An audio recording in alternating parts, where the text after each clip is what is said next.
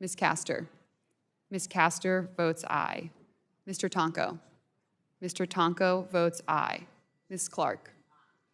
Ms. Clark votes aye. Mr. Ruiz. Mr. Ruiz votes aye. Mr. Peters. Mr. Peters votes aye. Ms. Dingle. Ms. Dingle votes aye. Mr. Veazey. Mr. Veazey.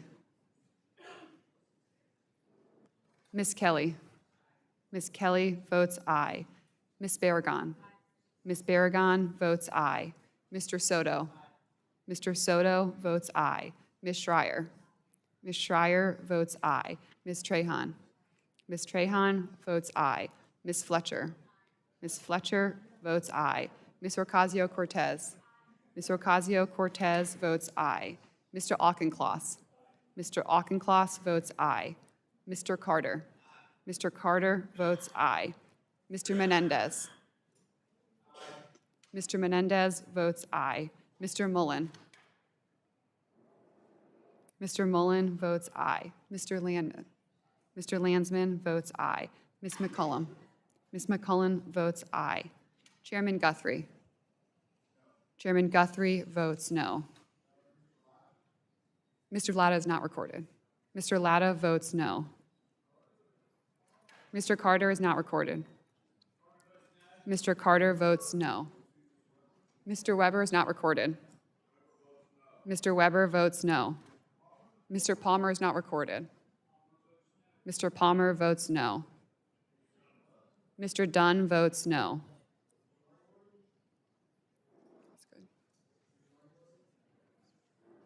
That's good.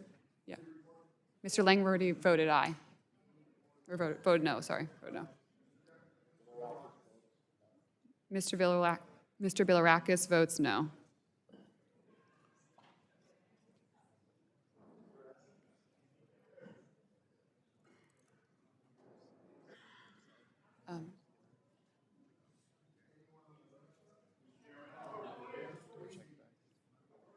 Mr. Veazey is not recorded. Mr. Veazey votes aye. Ms. Fedorchak is not recorded. Ms. Fedorchak votes no.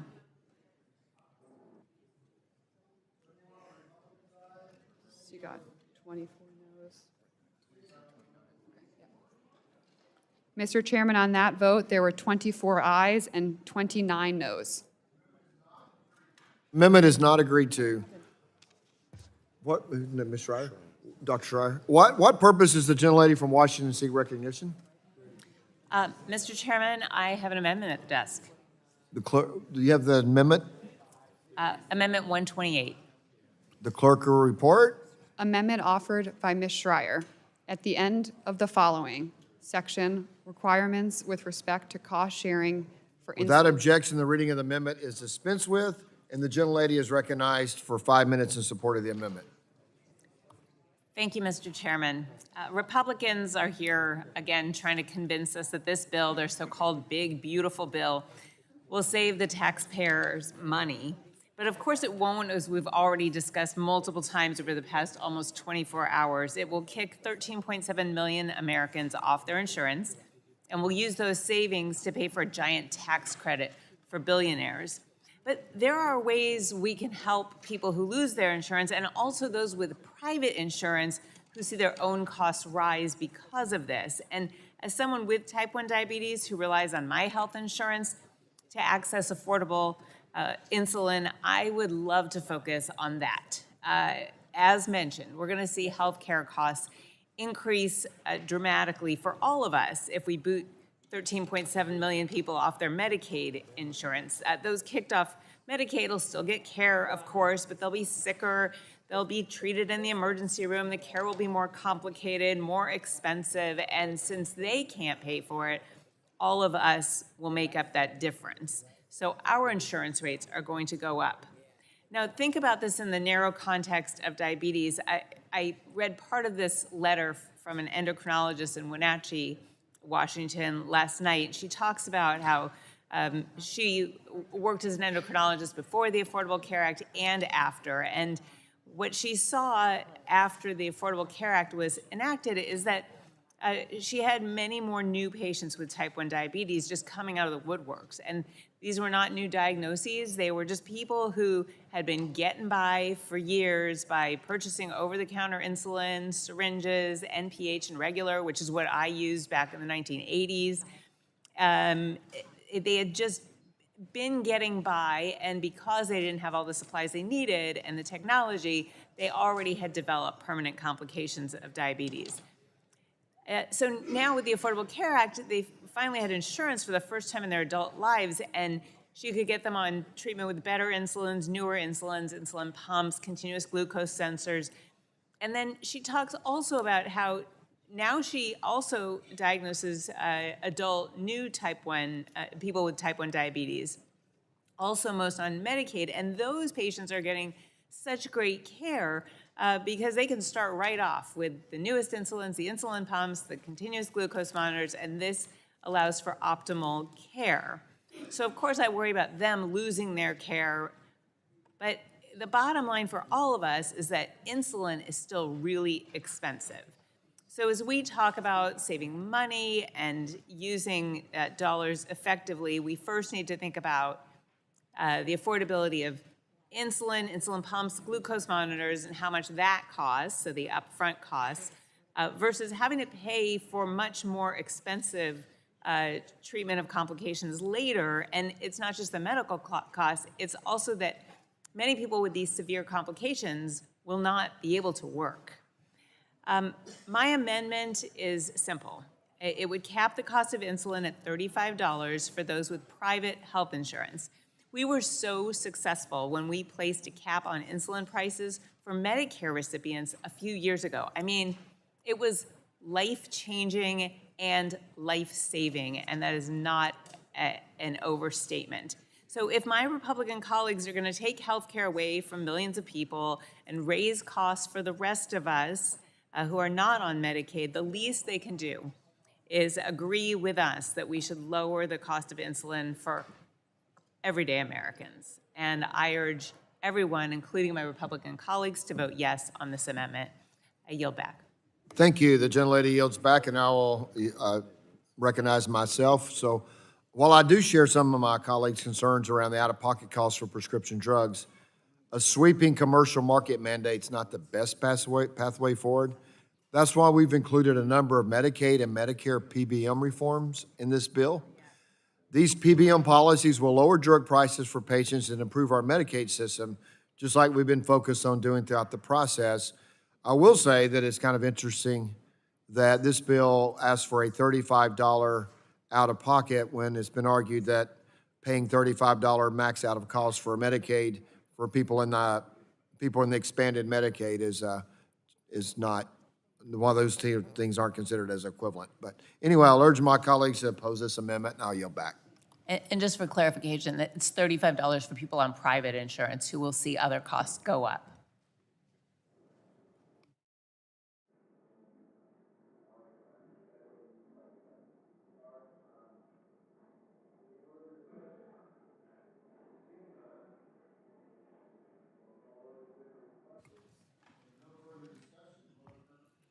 No further questions. A vote occurs on the amendment. Roll call has been requested, and the clerk will call the roll. Mr. Latta. Mr. Griffith.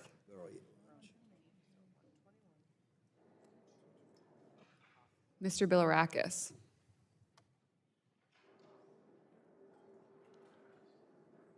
Mr. Hudson.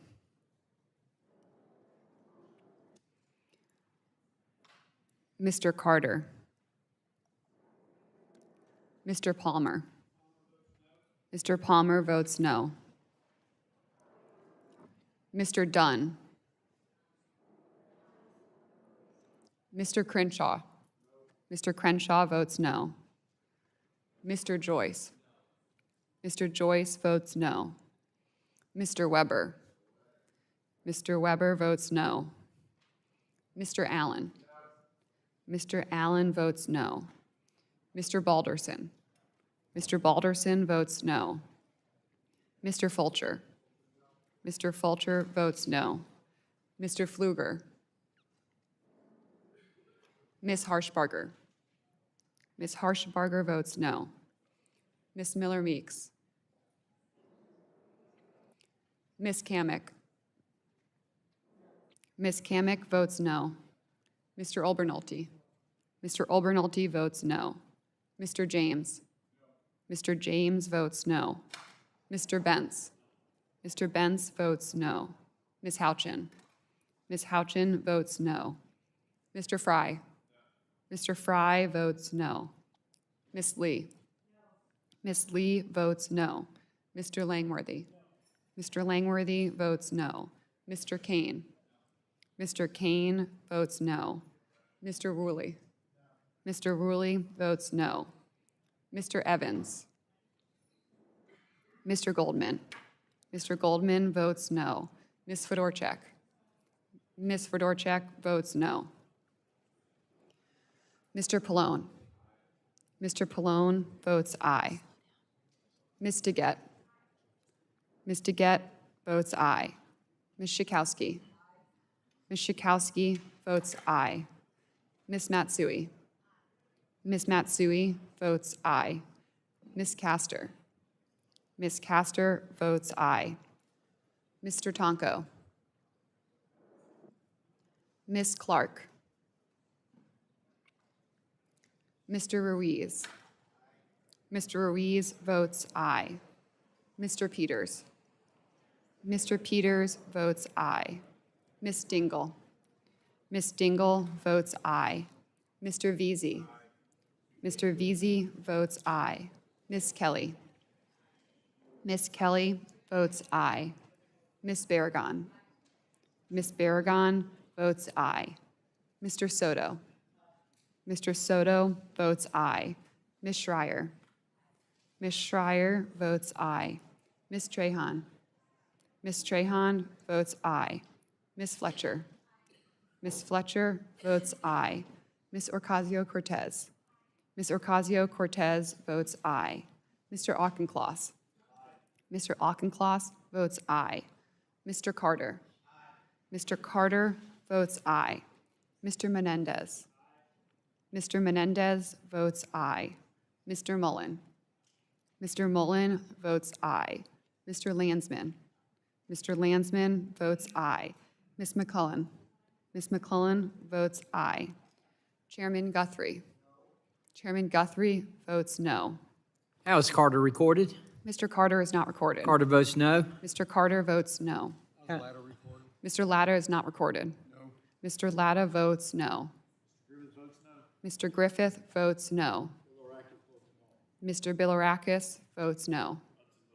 Mr. Hudson votes no. Mr. Dunn votes no.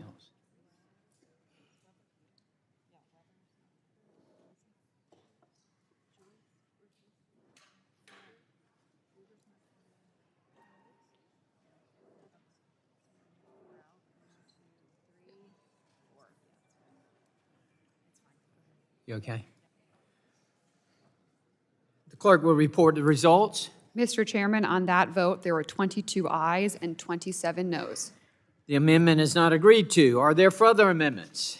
Chair recognizes the gentleman from New Jersey. Thank you, Mr. Chairman. My amendment is titled Health FCD AMD 121 little XML. The clerk will report the amendment. Amendment offered by Mr. Pallone. At the end of the following, establishing, Without objection, the reading of the amendment is dispensed with, and the gentleman is recognized for 5 minutes in support of the amendment. Thank you, Mr. Chairman. My amendment will establish a $2,000 out-of-pocket cap on prescription drug costs for consumers with private health insurance. And this is part of a long-term Democratic effort to try to bring down costs and address affordability, which I keep stressing that the bill before us today does not do. Prescription drug prices are rising at an alarming pace, and the problem is widespread. Annual drug spending in the United States has reached $487 billion, and the U.S. spends more than other countries for prescription drugs. Consumers' out-of-pocket costs for prescription drugs has grown by 25% over the past 5 years, and in 2024, Americans spent $98 billion out of pocket on prescription drugs. This increase is having a very real impact on American families, with 1 out of 4 Americans unable to afford the cost of their prescriptions. According to a survey by the Kaiser Family Foundation, 30% of Americans say they haven't taken their medication as prescribed due to cost. And throughout the country, there's bipartisan support for action to lower the cost of prescription drugs and make treatments more affordable for patients and their families. Thanks to the Biden administration and congressional Democrats, we passed the Inflation Reduction Act, which helped lower the cost of prescription drugs for millions of seniors. The Inflation Reduction Act created the first ever annual cap on drug costs for seniors in Medicare, capped the cost of insulin at $35 per month, and granted Medicare the power to directly negotiate drug prices. It was a historic achievement that lifted restrictions that have been in place for nearly 20 years, preventing Medicare from negotiating drug prices. Unfortunately, Republicans today are working to undermine the IRA by blowing a hole in the IRA's negotiation rules to allow manufacturers to game negotiation and allow blockbuster drugs like Humira to stay off the negotiation list. And it's kind of shocking to me, since your own president claims he wants to lower drug prices with his executive order last week. But I guess this is one explanation, that Republicans want to benefit from suggesting or pretending they're going to lower prices because it's popular, but your actions show that we actually don't do that. You don't care about affordability. And I think that's clear today, because you're cutting Medicaid for low-income Americans. Now, here's what the Democrats stand for. My amendment builds upon the historic progress made by the Inflation Reduction Act to further lower drug prices for American families by capping out-of-pocket costs for those with private insurance. So in the same way that Dr. Schreier wanted to bring the insulin provision from the IRA with regard to insulin, I want to bring the provision with regard to the $2,000 cap for seniors in Medicare Part D over to the private insurance market, so that every American who has insurance can benefit from the $2,000 cap. And while my Republican colleagues are still pursuing the goal of, in my opinion today, of sabotaging the ACA with this budget reconciliation and taking away coverage from millions of Americans between Medicaid and the ACA, Democrats are committed to lowering health care prices for patients.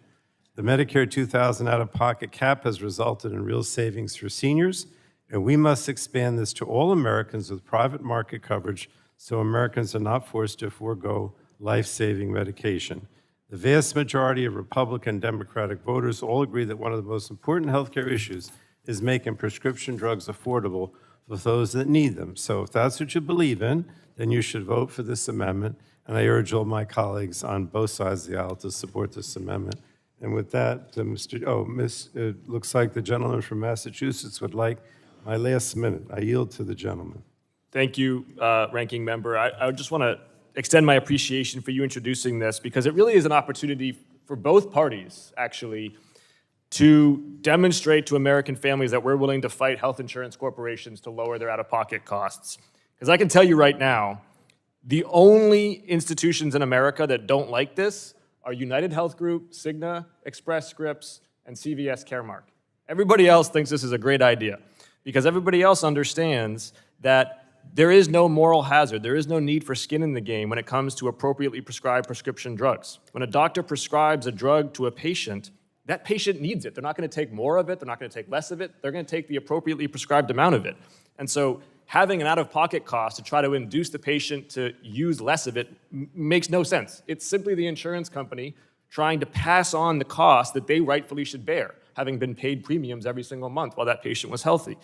And so we now have a clear-cut opportunity to say to American families, we think you should be paying less for prescription drugs, and to tell the health insurance companies that they cannot keep price gouging patients and pharmacists and taxpayers the way they have over the last decade. So I would expect that all parties can agree to this amendment. I yield back. And I yield back, Mr. Chairman. The gentleman yields. The chair now recognizes himself for 5 minutes. While I share the ranking member's concerns around the out-of-pocket costs for prescription drugs, this policy is not the best path forward. That's why we included bills that I had sponsored dealing with PBMs on Medicaid and Medicare reform policies that are in this bill. Reform policies that would result in lower prescription drug costs, like eliminating spread pricing in Medicaid, where drug companies where PBMs charge one price and pay for much less than that. That kind of spread pricing will be eliminated in Medicaid and will result in significant savings for the patients and for the federal government. These PBM policies will lower drug price for patients and improve our Medicaid system, just like we've been focused on doing throughout this process. Yes, prescription drug prices do need to come down. There's no question about that. Out-of-pocket costs need to come down. The savings that are being garnered now by the middlemen, by the PBMs, need to be passed on to the patients. That's the way we bring drug prices down. So I urge my colleagues to oppose this amendment, because I do believe it is the wrong way for us to bring drug prices down, but I do applaud the ranking member's attempts to bring drug prices down, and I pledge to work with him to do just that. Anyone else want any time? Hearing none, I'll yield back.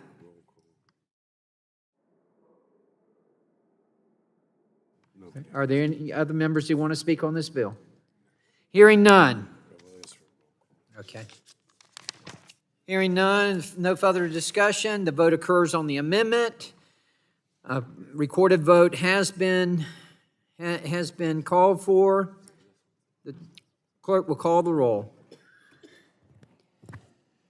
Mr. Latta. Mr. Griffith. Mr. Griffith votes no. Mr. Bilirakis. Mr. Bilirakis votes no. Mr. Hudson. Mr. Carter. No. Mr. Carter votes no. Mr. Palmer.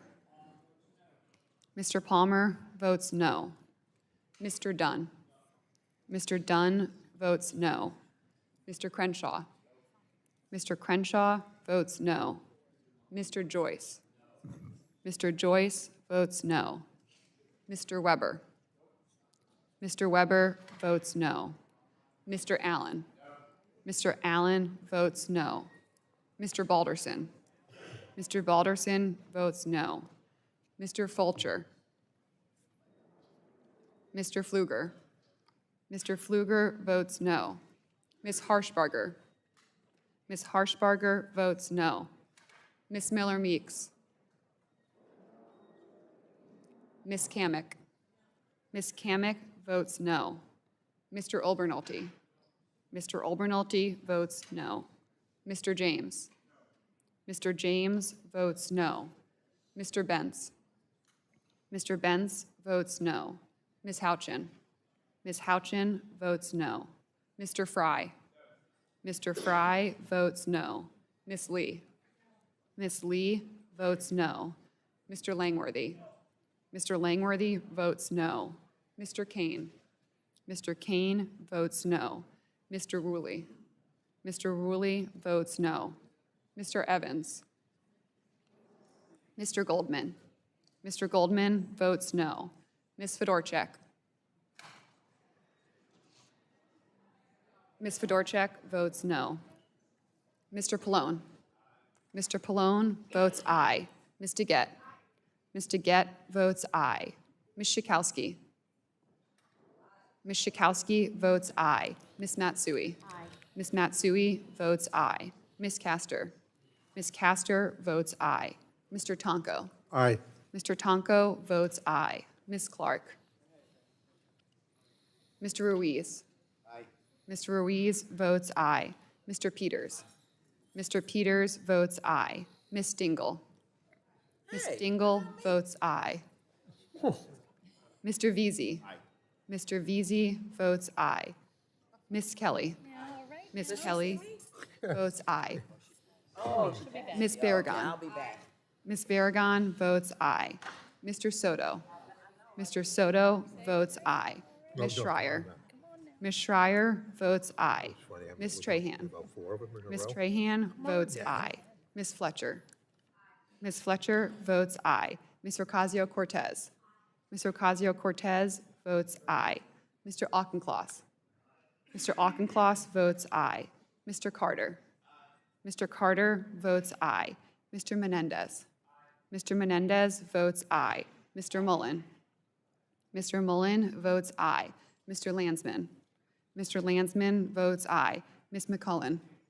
Ms. McCullen votes aye. Chairman Guthrie. Chairman Guthrie votes no. Mr. Latta is not recorded. Mr. Latta votes no. Mr. Hudson votes no. Mr. Fulcher votes no.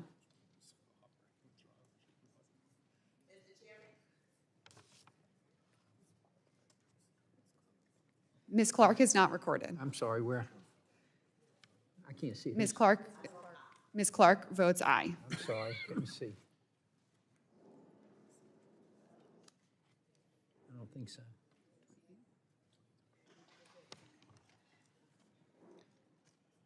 Clerk will report the results. Mr. Chairman, on that vote, there were 24 ayes to 28 noes. The amendment is not agreed to. Are there further amendments? The chair recognizes the gentleman from Florida. To introduce an amendment, health-FCD-AMD_221. Clerk will report the amendment. Amendment offered by Mr. Soto. At the end of the following, Without objection, the reading of the amendment is dispensed with, and the gentleman is recognized for 5 minutes in support of the amendment. Thank you, Mr. Chairman.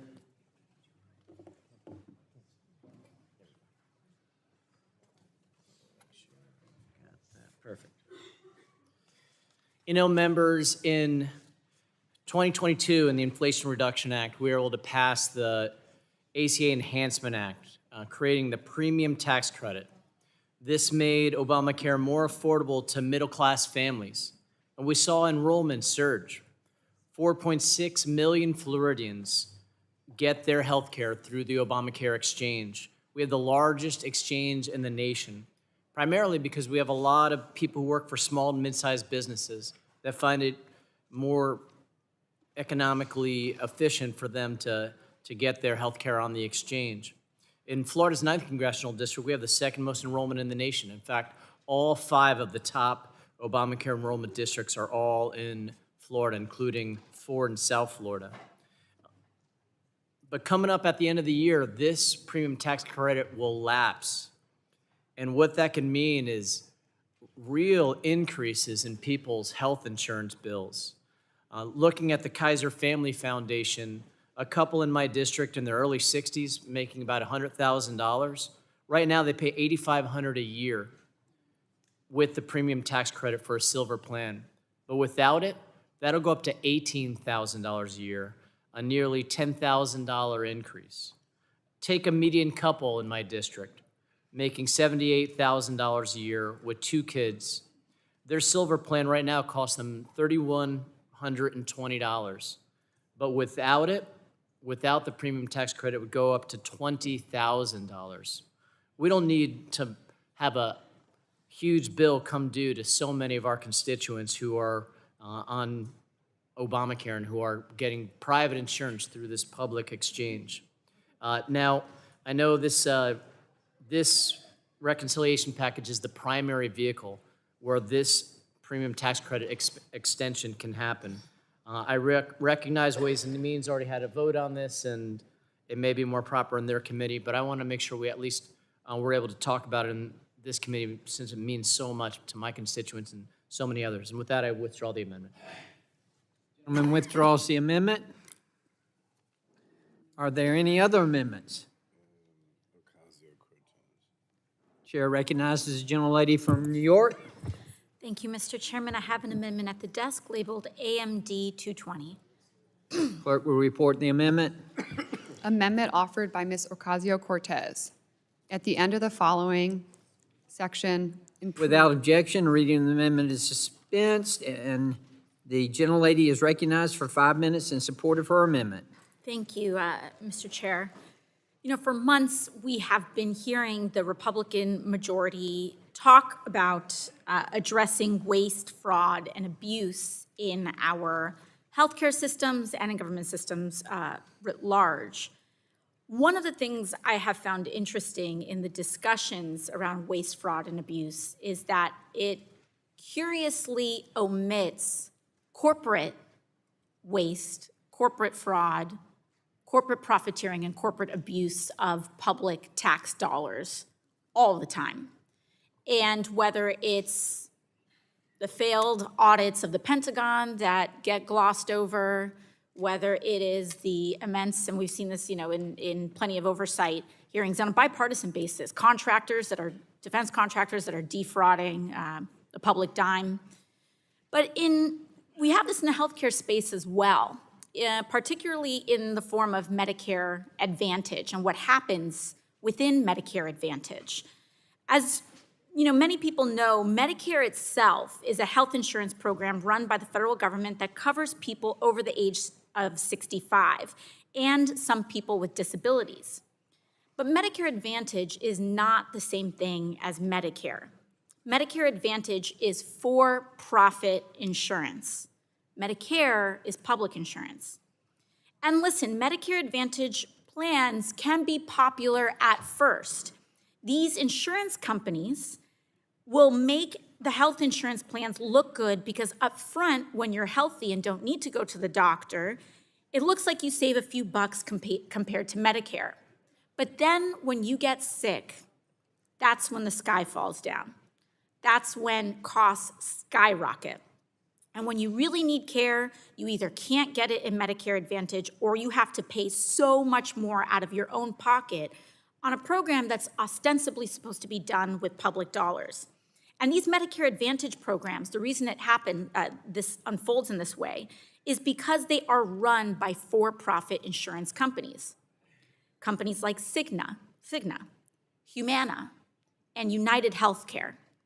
They will take public taxpayer dollars that are intended for caring for Medicare-eligible populations, and then they will take all of that money.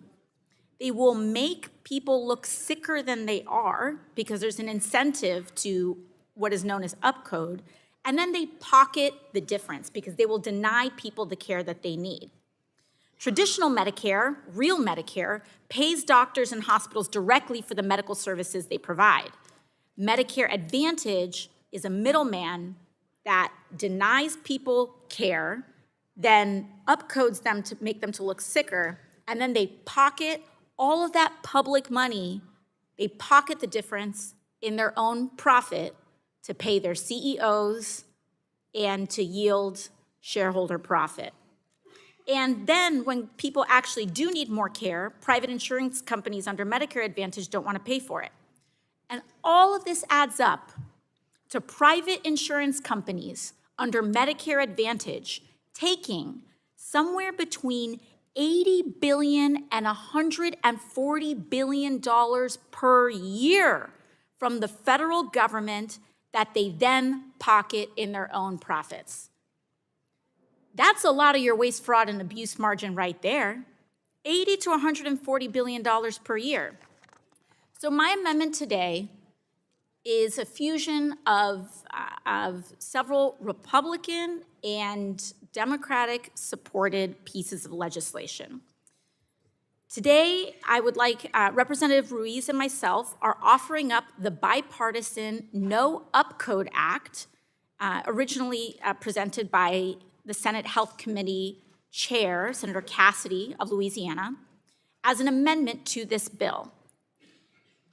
It will go after that $80 to $140 billion in corporate waste, fraud, and abuse, and then it will take that money back in what's being pocketed, and it will reinvest it in actual Medicare and health care for everyday Americans to get enhanced and better health care that they need and deserve.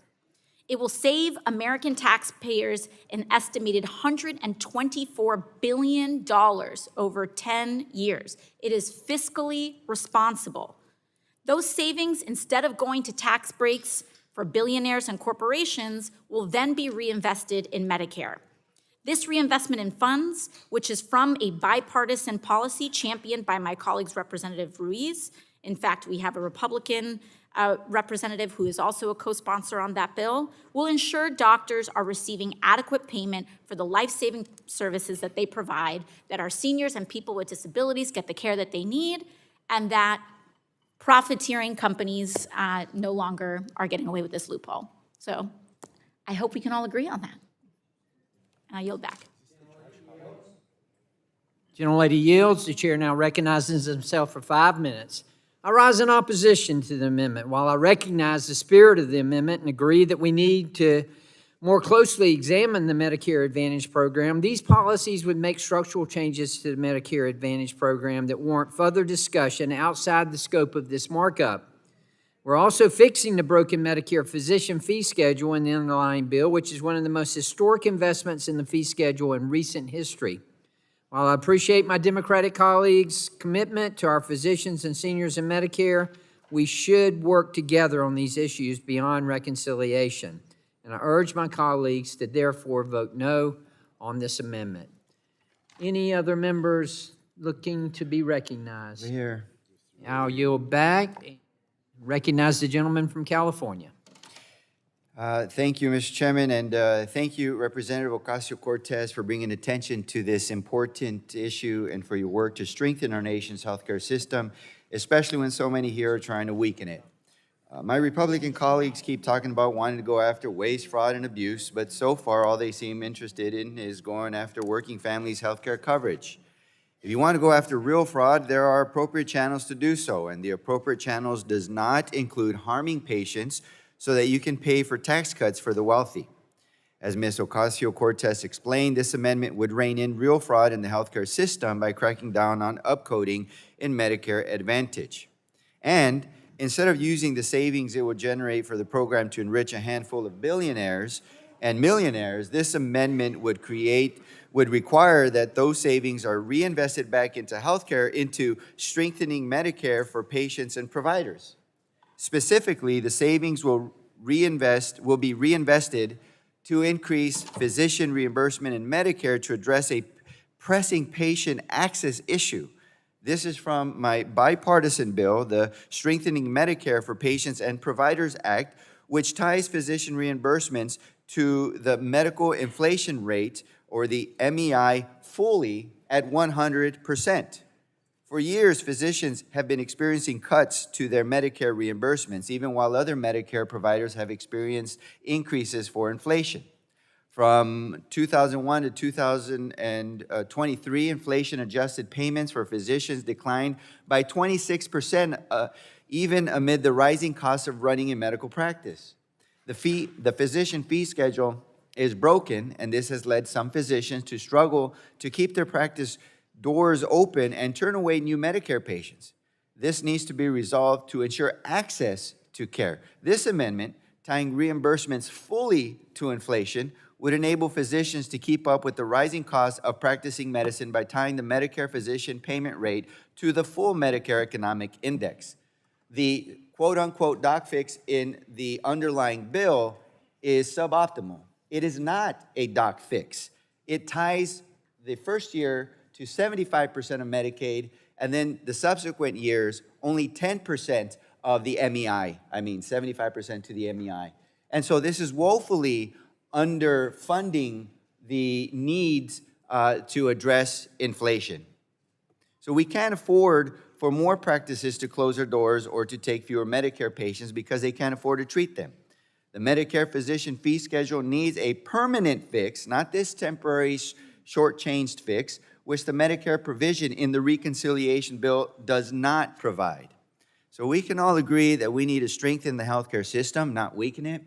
And I urge my colleagues to fully tie the reimbursements to the full MEI, not a partial fix, not a little itty-bitty 10% fix, not a subpar fix, not a lack of fix that's going to have physician groups coming here every year again to tie the fee schedule to the full MEI in order to fully take care of Medicare patients. With that, I thank you, and I yield the remainder of my time. The gentleman yields. Any other members looking to speak on this amendment? The chair recognizes the gentlelady from Washington. Thank you, Mr. Chairman. I am enthusiastically supporting Representative Ocasio-Cortez's amendment. I mean, I could not agree more about the Medicare Advantage abuses of patients in the form of pre-authorizations and denials and delays and appeals and dragging their feet and not providing the care promised.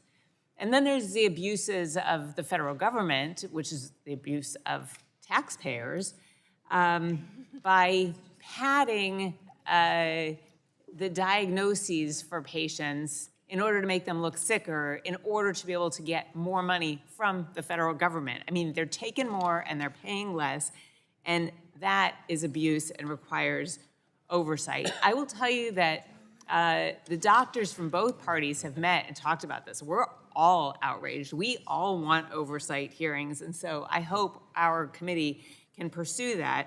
And then, you know, we're also talking about the physician fee schedule, and it is wrong. I mean, over 30 years, physicians have essentially taken a 26% pay cut from Medicare. And that's not fair compensation. And it has meant that doctors retire early, or their practices close, especially in rural areas. But here's the thing, this is not an adequate fix. It doesn't even balance for this year, and then it doesn't keep up with inflation. As my colleague, Dr. Ruiz just said, it only provides 10% of inflation, so like 0.3% on average.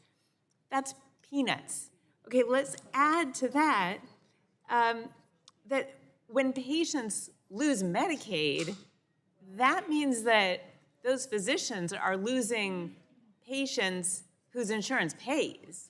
But, you know, we all went into medicine because we want to take care of our patients. It's not like we're going to leave them hanging. We're going to take care of them with no compensation. Let me tell you, that hurts physician compensation far more.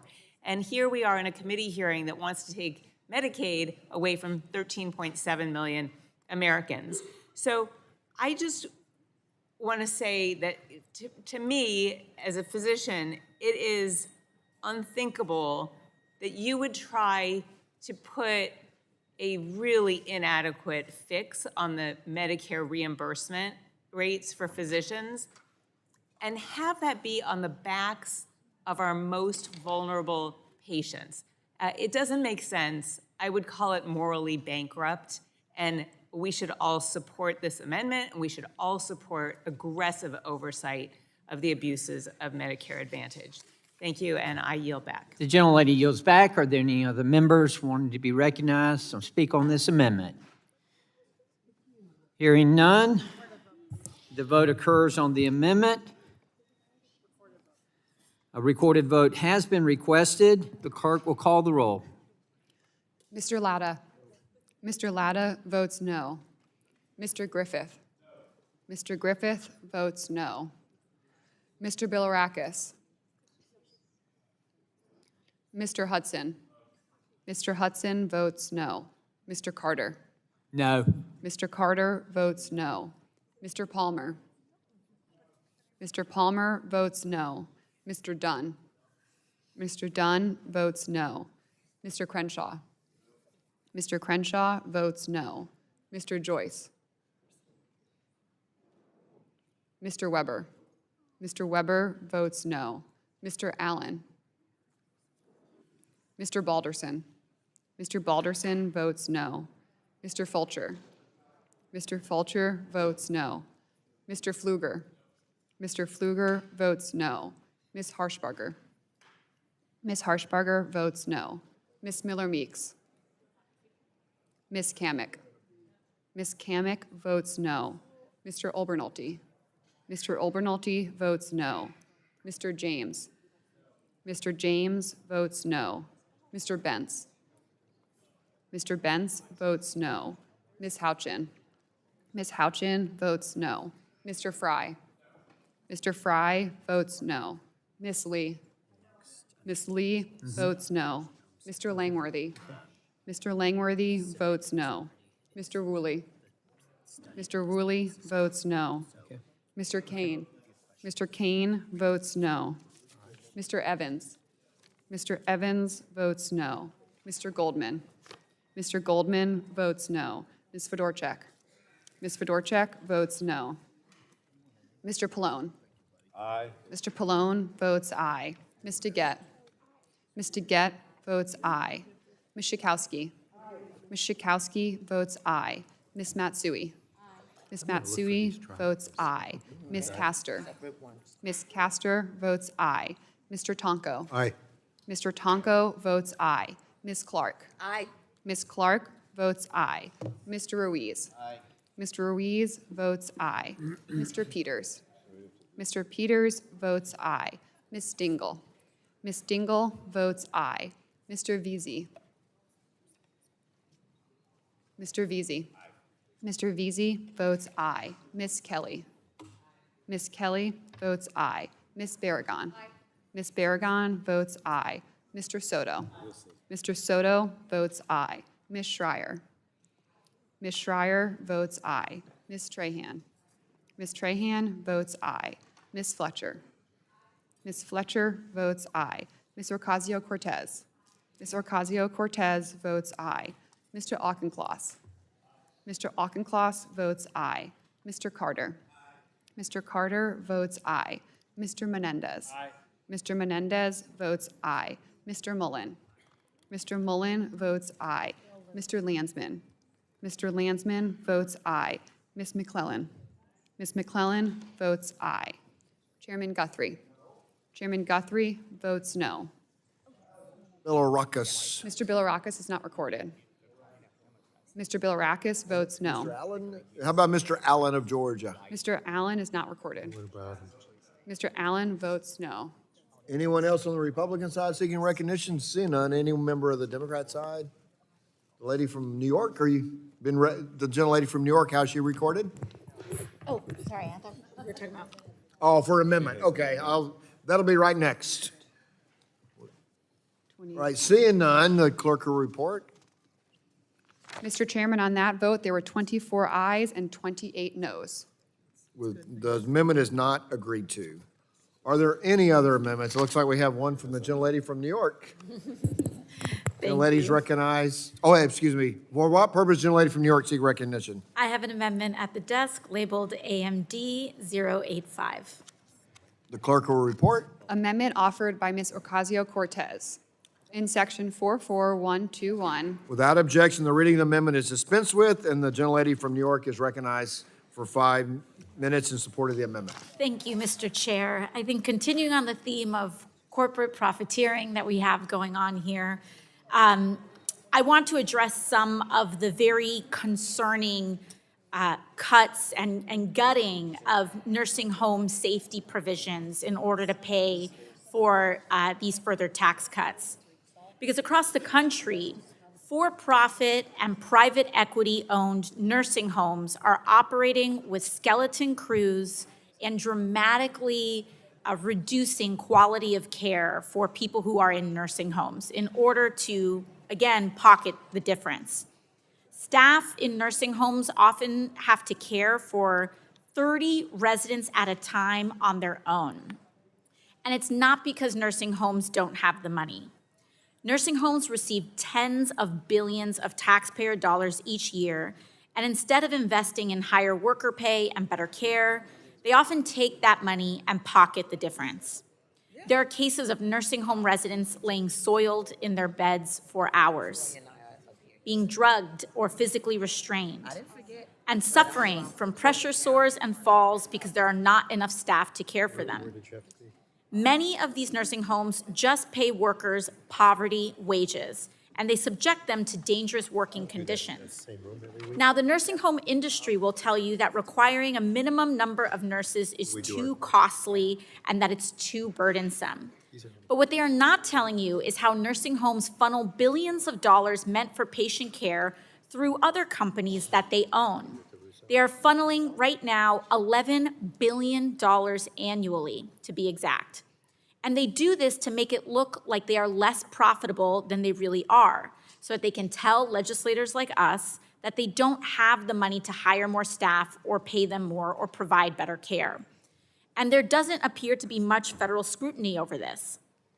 This amendment asks that the rule around safe staffing ratios be reinstated in any state for which there is an occurrence of an adverse event, including death or a temporary harm event, that is due to inadequate staffing levels that would not have been permitted under the nursing home staffing rule. And with that, I yield back. Gentlelady yields back. Is there further discussion on the amendment? The gentleman from Georgia, Mr. Carter, is recognized for 5 minutes. Move to strike last word. Gentleman's recognized. Mr. Chairman, I rise in opposition to the amendment. I'd like to submit the following for the record. It's a study from ABT Associates and was commissioned by CMS to form the basis of the minimum staffing rule. So to be clear, this is not just some outside group's independent study. This is what the Biden administration paid for and used when writing the minimum staffing rule. The study found that for the nursing homes in the 25th quartile and the 50th percentile for safety and quality in this country, if you required staffing ratios like those that were finalized by the Biden administration, a whopping 1% of those lower performing nursing homes would see an increase in safety and quality. 1%. And that's not just theoretical analysis. Massachusetts actually tested this out. How did it turn out for Massachusetts? The report found that the impacts of the requirement on quality and safety were not statistically significant. So we're talking about, at best, a 1% increase in safety, and at worst, no increase in safety. Meanwhile, CMS estimates that 80% of all nursing homes are not able to meet the staffing ratio requirements, and the CBO expects that the rule will cost $22 billion. $22 billion. Now look, I support people getting the quality care they need and deserve, but the math just doesn't add up here. I've heard from nursing homes. In fact, my profession was in nursing homes. I was a nursing home pharmacist consultant for many, many years. I've heard from them, I've seen it myself, about this rule, and I know you all have too. The cost of the rule simply does not add the value that they are already providing, and they're not at risk of closing. And to me, the threat of closure is the greatest cost of all. Nursing homes will close if this rule goes into effect. If that happens, more seniors will die if nursing homes close and they have nowhere to go for long-term care. More seniors will die in hospitals as they await to be discharged to a facility for post-acute care. This rule adds billions of dollars to the deficit and reduces access to essential long-term care. This amendment is nothing more than a politically motivated delay tactic. As we've discussed at length, the underlying bill would not change coverage for populations that are legally enrolled in Medicaid, like children, pregnant women, seniors, and people with disabilities. We are shifting the focus back to the populations that Medicaid was intended to serve. That's what we need to be doing. I urge my colleagues to oppose this amendment, and I yield back. Gentleman yields back. And the gentleman from New Jersey, the ranking member, is recognized for 5 minutes on the amendment. I want to speak in favor of this amendment because it really pains me to think that we're going to repeal this nursing home rule.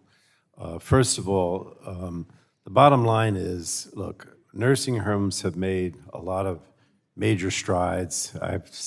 Some of you have heard me talk so many times about a long time ago now, in the 70s, when we had terrible nursing homes. We had fires in New Jersey, in my hometown, where people were killed in these fires because conditions, safety, health conditions were so bad.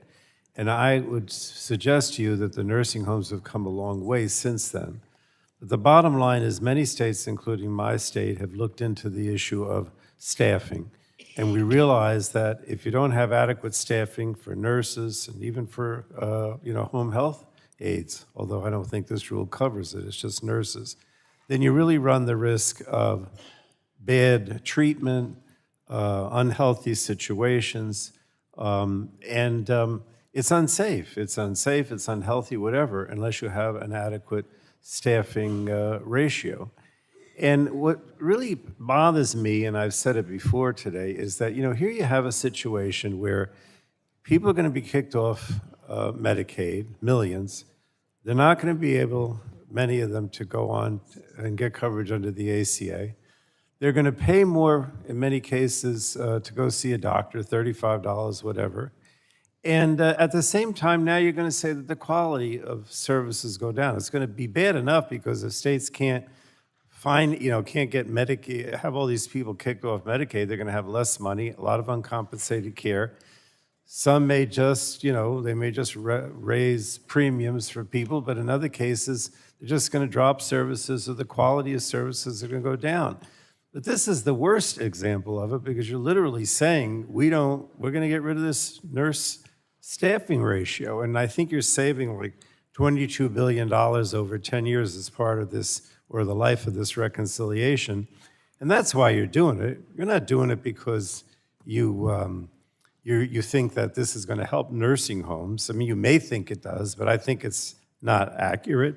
It's just a savings to pay for tax cuts for billionaires and large corporations. And it shouldn't be at the expense of the people living in nursing homes. It just isn't right. Now, we can argue all day long and tomorrow. Well, hopefully we'll be done here fairly soon and we won't be here tomorrow. But my point is that, again, why are we just talking about numbers? Why are we just talking about how much we're going to save so we can pay for these tax cuts? We should be talking about the quality of service, the quality of health care, affordability for people that have to buy insurance or get insurance. That's what this should be about, and it's not. And it really scares me to think that the progress that we've made with nursing homes, with mostly good actors over the years, it's literally 50 years if I can go back to the 70s, is now going to start to seriously erode because we don't have an adequate nurse staffing ratio. And if you say, well, we need more nurses, I wouldn't argue with that, but then we should have a better program to get more nurse slots. And not have to bring so many nurses from overseas, which is what we've been doing as well. We should be making it easier and less costly for people to go to nursing school, so we have more nurses. Now, I understand that's a long-term project, which I'd like to see, but everything that's being done here with this reconciliation is just so terrible. It's the opposite of what you say on the Republican side. It's making people lose their health insurance, pay more for health care and for insurance, and at the same, if they can get it, and then at the same time now reduce services and making it more difficult to have a safe and healthy environment in nursing homes. I think that our seniors deserve better. We should be looking at ways to improving the quality of care, not only at nursing homes and hospitals and community health centers, providing more access, providing greater services. That's what the Democrats have been doing, as long as we've been around here, when we were in the majority, and even when we weren't, trying to work with you on a bipartisan basis to improve health care. And this goes in the opposite direction. So I yield back, Mr. Chairman. The gentleman yields back, and the chair recognizes Mr. Griffith for 5 minutes to speak on the gentleman from Virginia for 5 minutes to speak on the amendment. Thank you very much, Mr. Chairman. My colleague, and I have no doubt that it is his opinion that we're just looking at the money. It's not what we're just looking at least not for me. What I worry about representing a large rural area in Virginia, which is 4 hours to start from DC, and another 4 to 4.5 hours to the other end of the district. What I worry about when the gentleman from Georgia talks about 80% of the nursing homes won't be able to meet these standards, I worry about losing a fair number of my rural nursing home facilities for people who don't want to leave the county that they've spent their whole life in, who don't want to go 45 minutes, an hour, 2 hours away because their friends and their neighbors and their church are right there. That's what I'm worried about. And that's why I really like us getting rid of the staffing standard. And if it wasn't a part of reconciliation, I'd be looking at an independent bill because this is going to hurt the people it's intended to help. Now, I can't speak for, when you get closer up here to Northern Virginia, and they may not be able to afford to be right in the heart of the wealthy areas in Northern Virginia, but you don't have to go too far out. They might be able to make it happen. I can't say one way or the other. But when I look at the data that we've seen and that the gentleman from Georgia mentioned, I have to worry about those nursing homes. Now, do we want to maybe come up with a comprehensive plan over years to come up with things where we are allowed to put, have more staffing standards outside of the house that the children or the nieces and nephews live in? And that's authorized in Virginia, but Medicaid doesn't pay for that. Well, maybe we should be looking at that. But right now, I need to take care of the folks who are already in the nursing homes. And if we want to do something comprehensive later, Mr. Chairman, we can. But for right now, I think this amendment does harm. I don't think it intends to. I think it's intended to do good. But for my district, with the demographics of my district, with the rural lay of the land in my district, this amendment hurts the people in the 9th Congressional District of Virginia, and I urge everybody to help me out and vote no. Gentleman yields back. Is anyone else? There's a lady from, did Michigan, the lady from Virginia? I think there's a lady from Michigan. You've raised your finger first, right? Yeah. And then I'll do Virginia next. A little lady from Michigan. Look, I want us to finish by 1:30, so I'm going to try to be short, but I think residents deserve the best of care. And yet, chronic understaffing continues in nursing homes, and the elderly and disabled Americans living in nursing homes have suffered as a result. In fact, people have died. And we saw too many stories during COVID and coming out of it where people have died. Our long-term care system is broken. Caregiving is the foundation of our economy and allows for our work to be possible. I could read to you and would maybe ask if I could put into the record later comments that were submitted to CMS by workers and patients that, rolled out of their beds and fell onto the floor and couldn't get anybody to answer. They weren't found until 5 a.m. One night, a friend was having symptoms of a heart attack. There was no aide to come and help them.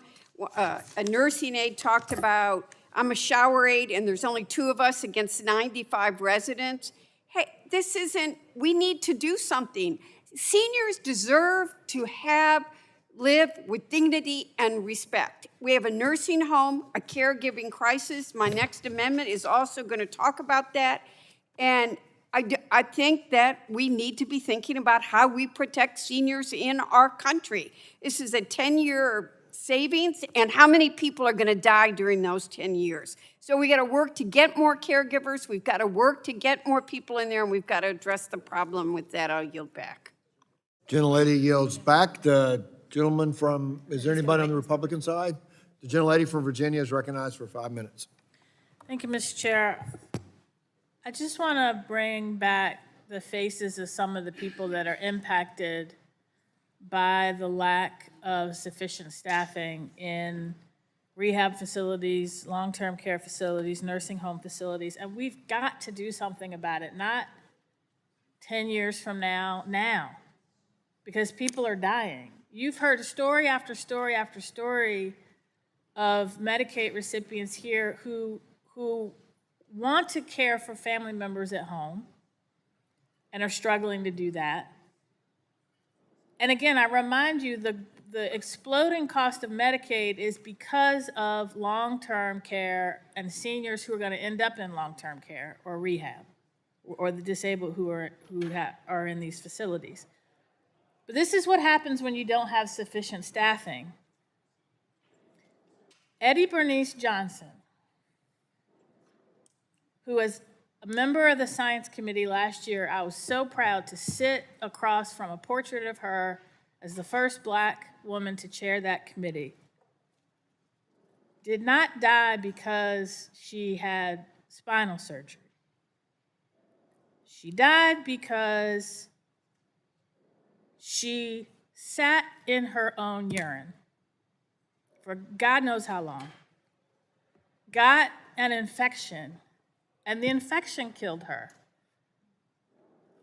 In my district, there is a rehab facility that's been in the news lately over issues like inadequate staffing leading to inadequate wound care. And it's not just nurses. It's the people who work there overnight and help care for the folks. And one woman, Cindy Wilson, a constituent of mine who's a caregiver for a veteran named John Hill, says she came to the facility and had concerns about her loved one. Quote, he was crying, he was upset, he wanted to get out of there so bad. I wanted the same for him because of the lack of care. Inspectors found that for multiple reasons, staff failed to maintain the call light in a position where residents could access it. And so many times when residents press the call light, nobody's there to come because they're understaffed and in other areas and can't get through them. So when my father, who after a bleeding metastatic brain tumor was in a rehab facility, I saw his mental health decline because of how often he is in his bed pressing the call button, waiting for somebody to take him to the bathroom, brush his teeth, do any of the things he was used to doing on his own. I watched the same happen to my mother when she had to go in memory care. We can keep kicking the can down the road all we want, but this is going to explode as a problem in our Medicaid, in our Medicare, and our private insurance, although most of these folks can be covered by Medicaid or Medicare, if we don't do something about it now. And if the problem is there's not enough people to fill these positions, let's address that. This bill does nothing to do that. Let's address the fact that many of these people who are caregivers in their own right don't make enough money to pay their own bills or take care of their own family. Maybe we need to do something about that. Maybe we need to incentivize worker pipeline programs to get more people in these jobs. Again, not just nurses, but the care partners and the people who are there overnight helping take people out of their own urine and feces. That's all we're asking for here. That is all we are asking for here. And if this bill doesn't do anything about it, we better not kick the can down the road 10 years, because there will be a lot more Eddie Bernice Johnsons who we are mourning the indignity of how such a dignified woman left this earth. I yield back. Gentlelady yields back. Is there any further discussion? Seeing none, if there's no further discussion, the vote occurs on the amendment. A roll call has been requested. The clerk will call the roll. Mr. Latta. Mr. Latta votes no. Mr. Griffith. Mr. Griffith votes no. Mr. Bilirakis. Mr. Bilirakis votes no. Mr. Hudson. Mr. Hudson votes no. Mr. Carter. Mr. Carter votes no. Mr. Palmer. Mr. Palmer votes no. Mr. Dunn. Mr. Dunn votes no. Mr. Crenshaw. Mr. Crenshaw votes no. Mr. Joyce. Mr. Joyce votes no. Mr. Weber. Mr. Weber votes no. Mr. Allen. Mr. Balderson. Mr. Balderson votes no. Mr. Fulcher. Mr. Fulcher votes no. Mr. Pfluger. Mr. Pfluger votes no. Ms. Harshbarger. Ms. Harshbarger votes no. Ms. Miller Meeks. Ms. Miller Meeks votes no. Ms. Kamick. Mr. Olbernolte. Mr. Olbernolte votes no. Mr. James. Mr. James votes no. Mr. Bentz.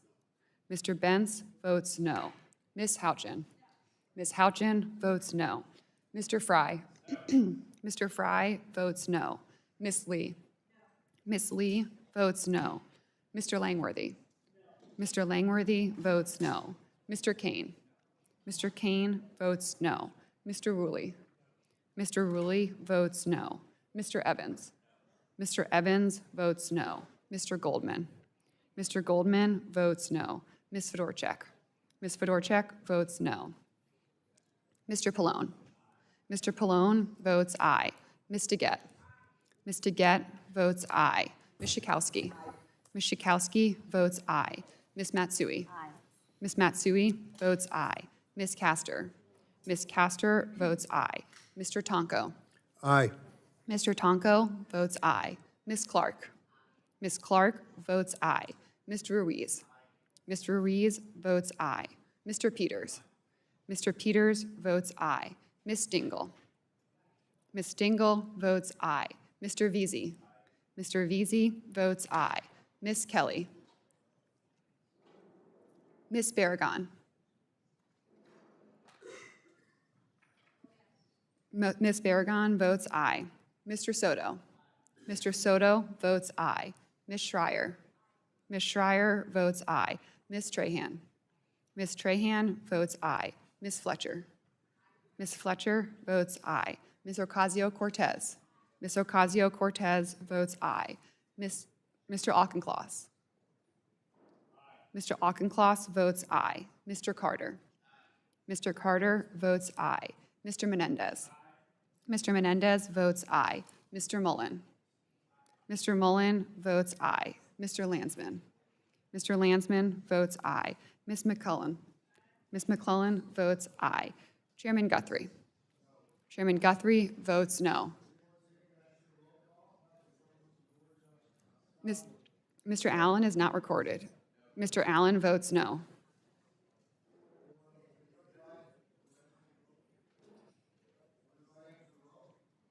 Aye on our side. The clerk will report. Mr. Chairman, on that vote, there were 23 ayes and 29 noes. The amendment is not agreed to. Are there any other amendments? The gentlelady from Michigan, what purpose does she recognize? Thank you, Mr. Chair. I have an amendment at the desk labeled House 228. Does the desk have the amendment? Can you repeat the number? 228, the HCBS. Right? That's the one I'm doing, right? The HB, yeah. You have it. Do you have it? Will you repeat it again? Sorry, Ms. Dingle, would you? Health 228, ensuring HCBS services.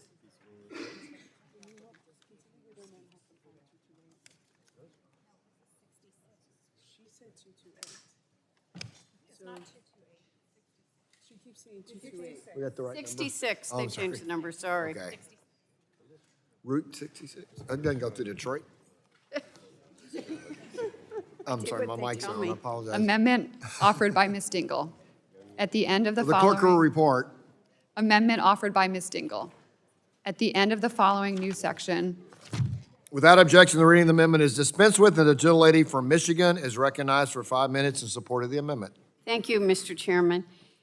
My amendment, look, we all need to accept it. I accept it, and my colleagues over here.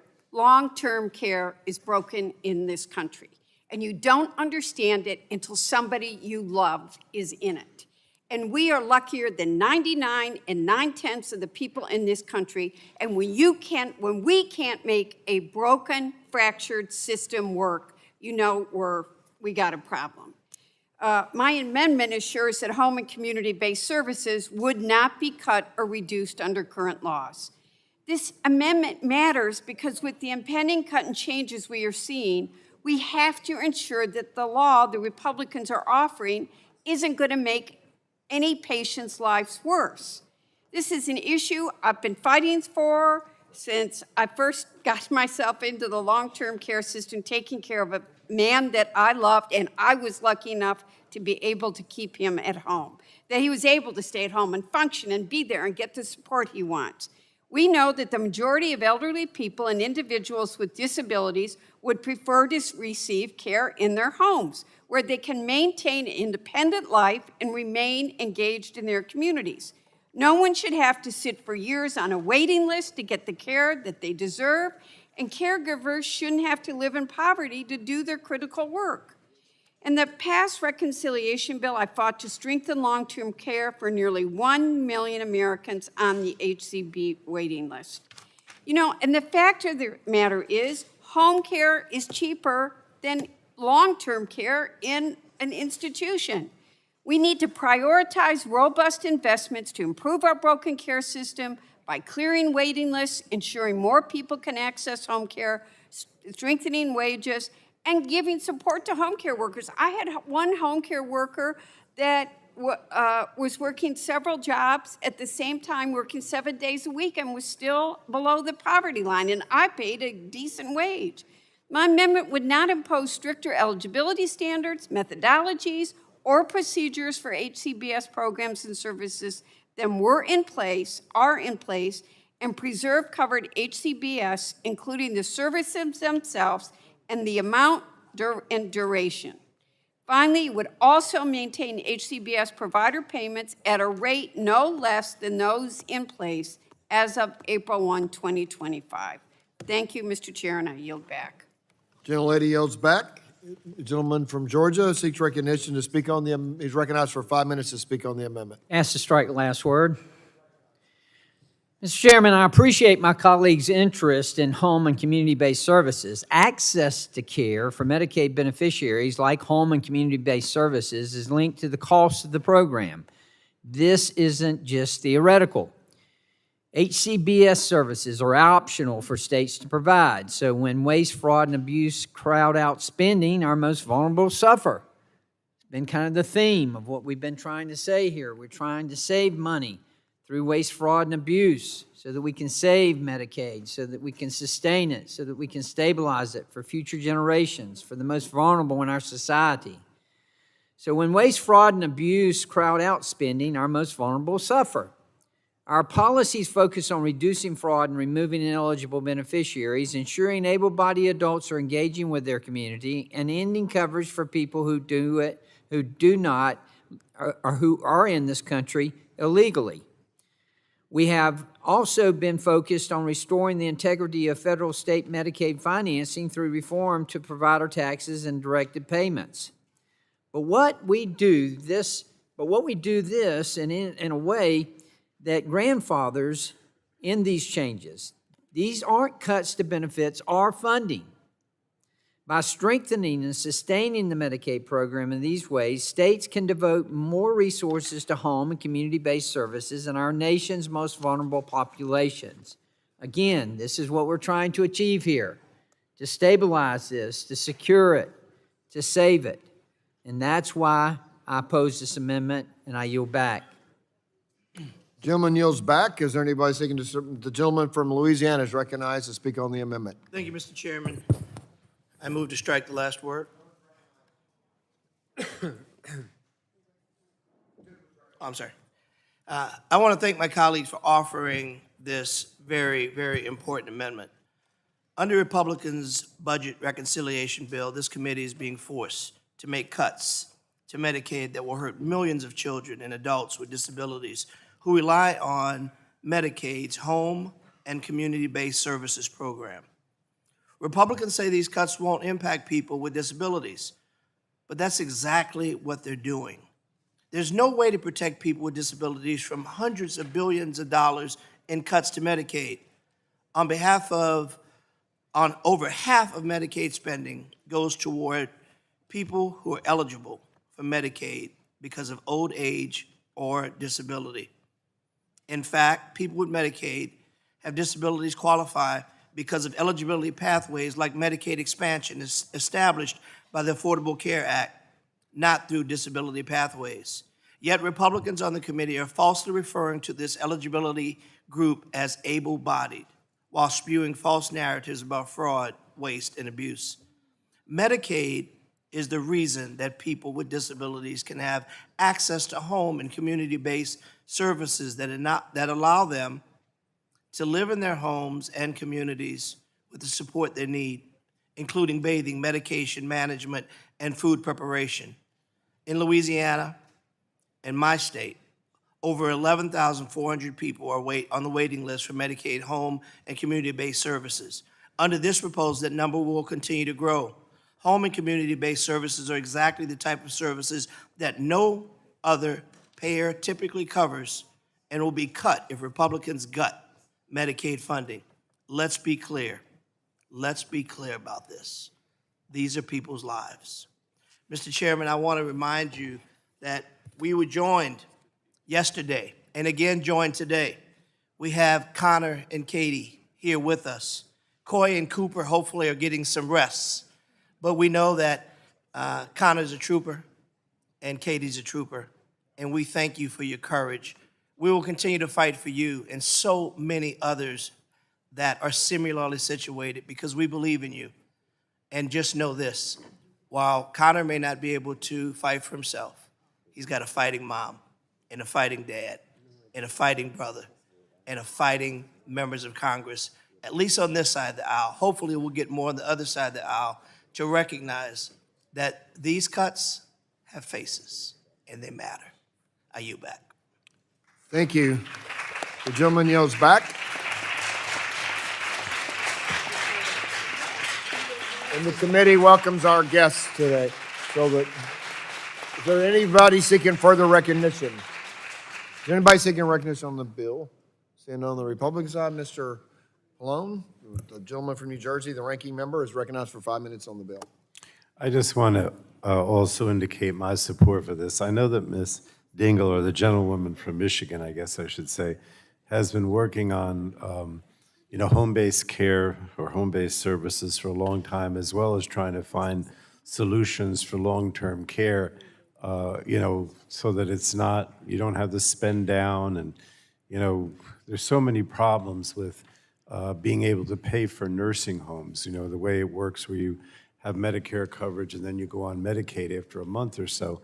But I do think that, if I listen to what the gentleman from Georgia said, Mr. Carter, the bottom line is that you're making this statement that, money should be available to the states, that whatever you're doing is not going to make all these cuts or make it possible for states to, to continue services. So I don't see any reason why you shouldn't say that a maintenance of effort with regard to these home-based services can't be mandated under this legislation. If in fact what you're saying is true, which is that you think the states will be able to continue to provide services because of the way you're handling the program, I doubt that, but if you say that that is true, then there's no reason not to provide some sort of maintenance of effort the way Ms. Dingell has described. And so I think this is an important amendment, and I would support it and ask everyone to support it on both sides of the aisle. Yield to Mr. Tonko. Thank you, Mr. Pallone. I rise in support of this amendment. What we're dealing with in this bill through provisions like the provider tax and FMAP cuts to New York are a straightforward cut of hundreds of billions of dollars to states to run their Medicaid programs, a pure and simple cut. There's no amount of spin that can get you away from the fact that this bill would cut hundreds of billions of dollars out of state Medicaid programs. And despite what my colleagues say, there are no protections or guarantees that this massive cut won't harm care for those they deem to be the deserving Medicaid beneficiaries, those in nursing homes, pregnant moms, those with disabilities. That would include programs like home and community-based services. In the years to come, as states grapple with this massive cut that Republicans in this room have gifted them, they will have to respond in one of three ways: cutting Medicaid benefits, kicking people off the program altogether, or raising taxes. That's it. Those are the choices that our colleagues are going to force states to make. I'd be happy to yield to any of my colleagues who want to tell me which choice they would make. No takers? Didn't think so. When states have to make these massive cuts to their Medicaid programs, where do you think they're going to look first? To the most expensive patients, the elderly, the sick, and the disabled, and that's home community-based services. So I think, that the very people that my Republican colleagues claim they're trying to protect are those individuals I just listed. And so to my colleagues on the other side of the aisle, don't try to tell me that you're protecting Medicaid for those that deserve it. It's just not true. These impossible choices that you are forcing on states with this abomination of a bill will result in a worse system for everyone and you will own that. And I urge all of my colleagues to support this amendment and stop the assault on Medicaid. And with that, Mr. Chair, I yield back. The gentleman from New Jersey controls the time. Yeah, I will yield back. I don't think anybody else wants my time, so I yield back. Gentleman yields back. Is there any other seeking recognition? Seeing none, there's no further discussion. The vote occurs on the amendment. A roll call vote has been requested, and the clerk will call the roll. Mr. Latta. Mr. Latta votes no. Mr. Griffith. Mr. Griffith votes no. Mr. Bilirakis. Mr. Bilirakis votes no. Mr. Hudson. Mr. Hudson votes no. Mr. Carter of Georgia. Mr. Carter of Georgia votes no. Mr. Palmer. Mr. Dunn. Mr. Dunn votes no. Mr. Crenshaw. Mr. Crenshaw votes no. Mr. Joyce. Mr. Joyce votes no. Mr. Weber. Mr. Weber votes no. Mr. Allen. Mr. Allen votes no. Mr. Balderson. Mr. Balderson votes no. Mr. Fulcher. Mr. Fulcher votes no. Mr. Pfluger. Mr. Pfluger votes no. Mrs. Harshbarger. Mrs. Harshbarger votes no. Mrs. Miller Meeks. Mrs. Miller Meeks votes no. Mrs. Kamick. Mrs. Kamick votes no. Mr. Obernolte. Mr. Obernolte votes no. Mr. James. Mr. James votes no. Mr. Bentz. Mr. Bentz votes no. Mrs. Houchin. Mr. Fry. Ms. Lee. Ms. Lee votes no. Mr. Langworthy. Mr. Langworthy votes no. Mr. Kane. Mr. Kane votes no. Mr. Rulli. Mr. Rulli votes no. Mr. Evans. Mr. Evans votes no. Mr. Goldman.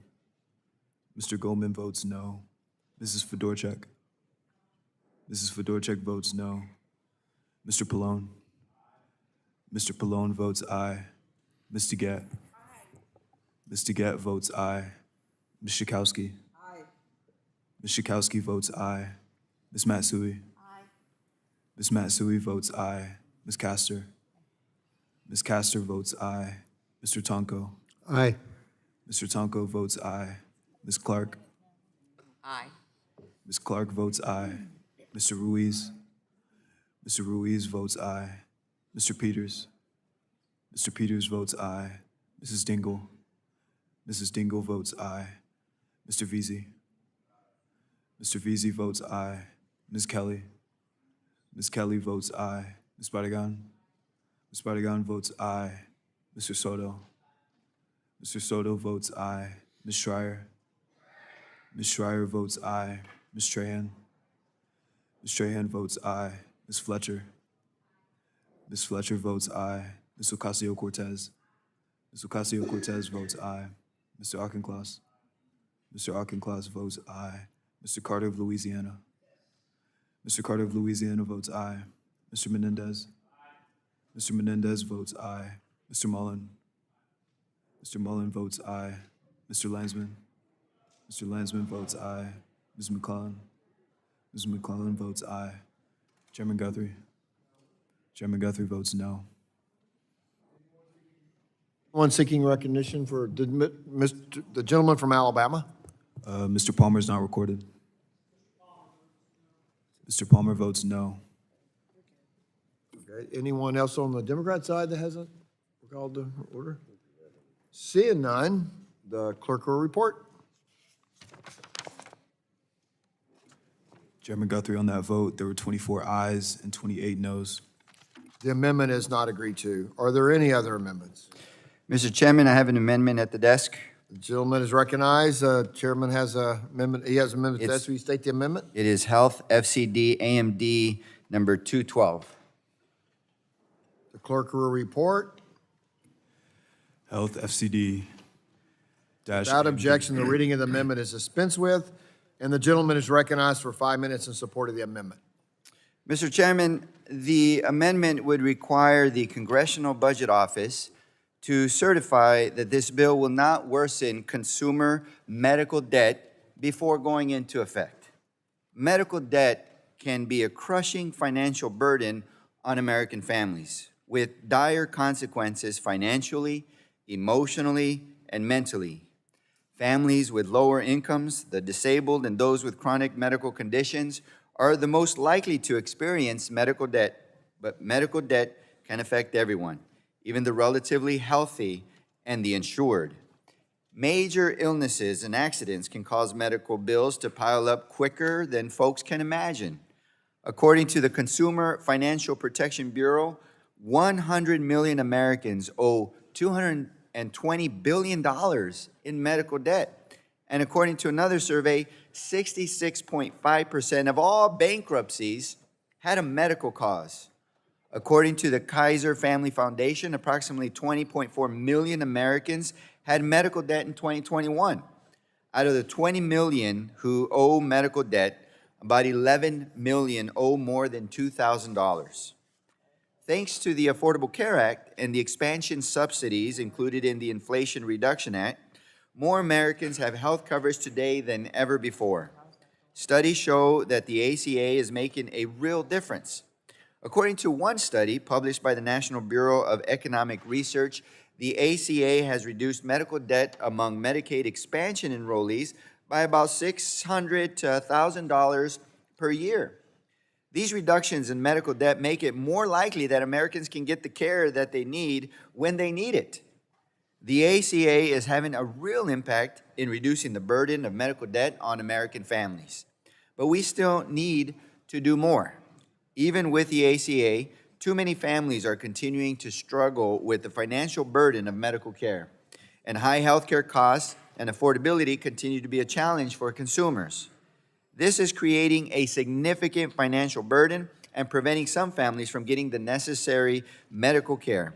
More than 40% of American adults say they have either delayed or foregone medical care because of high costs, and half of adults have reported difficulty affording health care. Unfortunately, this bill moves us in the wrong direction and rips health coverage from millions of Americans. It takes away coverage from individuals enrolled in Medicaid and the ACA, which has helped low-income families reduce their medical debt. It reduces financial assistance for working American families to purchase health insurance. It makes health coverage more expensive for all Americans, and it will increase the ranks of the uninsured, resulting in more families struggling with medical debt. And it makes coverage less generous and raises out-of-pocket costs, which will result in more Americans ending up in bankruptcy court and more people going into medical debt. So what is particularly galling is that while many low and middle income Americans will be facing skyrocketing costs and possibly bankruptcy court, this bill provides tax breaks for the wealthiest individuals and corporations. If this bill passes, less people will have health coverage and be at a higher risk of experiencing medical debt. This bill is a bad deal for working American families. It will make us sicker and less economically secure. And I urge my colleagues to vote for this important amendment. Thank you, and I yield back the rest of my time. Is there further discussion on the amendment? Well, if there's further discussion, we're going to probably have to recess and come back after vote. So,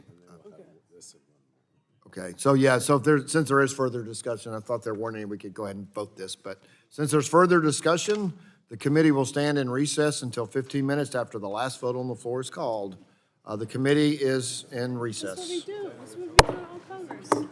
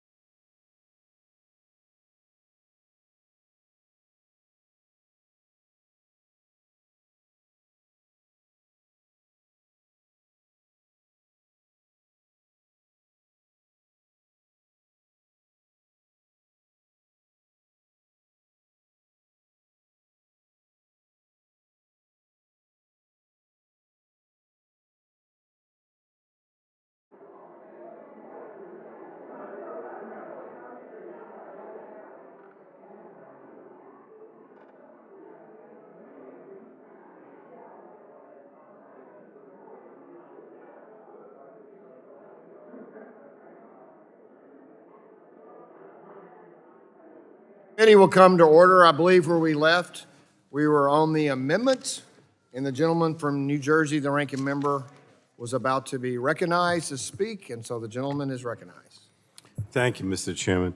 I just wanted to say that I do think that this amendment by Dr. Ruiz about or the gentleman from California about a medical debt is important.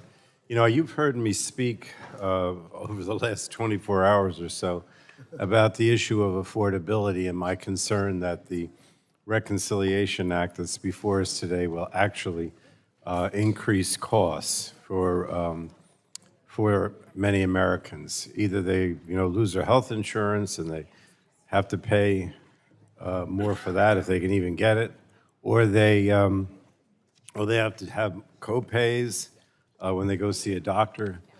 We talked about the nursing homes, but in the middle of all this is the issue of medical debt, which hasn't got, I think, as much attention in this committee and in the House as it should, because the consequence, of course, of things becoming less affordable and not having health insurance is that you rack up whatever the word is, medical debt, and people can't pay the deductibles, they can't pay the co-insurance, or they have no insurance and they just go to the emergency room and then they get a bill.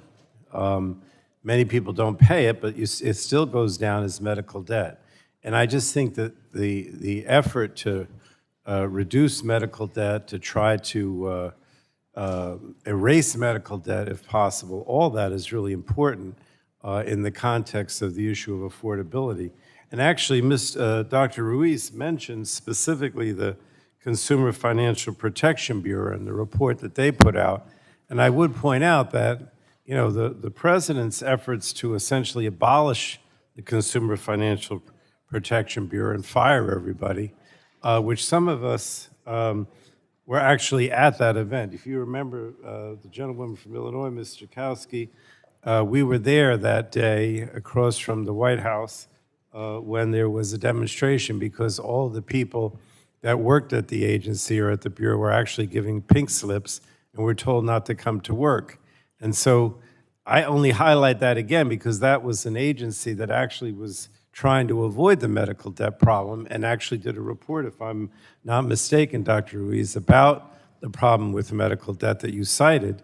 And now we don't even have that, right? Or maybe we do in some form, but it seems to be crippled to a large extent. So I think this amendment, which basically says that this title shall not go into effect if it has the effect of increasing medical debt for consumers, should be supported by all of us. The Republicans say that there's not going to be increased costs and the people are not going to be kicked off their health insurance. I don't believe that. But if they do believe it, again, why not say that we're not going to let this title go into effect if it has the effect of increasing medical debt, because that's a major problem for so many people. And with that, unless someone else wants my time, I'll yield back the balance of my time. Is there further discussion on the amendment? Seeing none. And your roll call's been asked for. No further discussion. The vote occurs on the amendment. The roll call has been requested, and the clerk will call the roll. Mr. Latta? Mr. Latta votes no. Mr. Griffith? I will vote no. Mr. Griffith votes no. Mr. Bilirakis? Mr. Bilirakis votes no. Mr. Hudson? Mr. Carter of Georgia? Mr. Carter of Georgia votes no. Mr. Palmer? Mr. Dunn? Mr. Dunn votes no. Mr. Crenshaw? Mr. Crenshaw votes no. Mr. Joyce? Mr. Weber? Mr. Weber votes no. Mr. Allen? Mr. Balderson? Mr. Balderson votes no. Mr. Fulcher? Mr. Fulcher votes no. Mr. Pfluger? Mr. Pfluger votes no. Mrs. Harshbarger? Mrs. Miller Meeks? Mrs. Miller Meeks votes no. Mrs. Kamick? Mrs. Kamick votes no. Mr. Obernolte? Mr. Obernolte votes no. Mr. James? Mr. Bentz? Mr. Bentz votes no. Mrs. Houchin? Mr. Fry? Mr. Fry votes no. Ms. Lee? Ms. Lee votes no. Mr. Langworthy? Mr. Langworthy votes no. Mr. Kane? Mr. Kane votes no. Mr. Rulli? Mr. Rulli votes no. Mr. Evans? Mr. Goldman? Mr. Goldman votes no. Mrs. Fedorchak? Mrs. Fedorchak votes no. Mr. Pallone? Mr. Pallone votes aye. Ms. DeGette? Ms. DeGette votes aye. Ms. Schakowsky? Ms. Schakowsky votes aye. Ms. Matsui? Ms. Matsui votes aye. Ms. Castor? Ms. Castor votes aye. Mr. Tonko? Aye. Mr. Tonko votes aye. Ms. Clark? Aye. Ms. Clark votes aye. Mr. Ruiz? Aye. Mr. Ruiz votes aye. Mr. Peters? Mr. Peters votes aye. Mrs. Dingle? Mrs. Dingle votes aye. Mr. Veazey? Aye. Mr. Veazey votes aye. Ms. Kelly? Ms. Kelly votes aye. Ms. Barragan?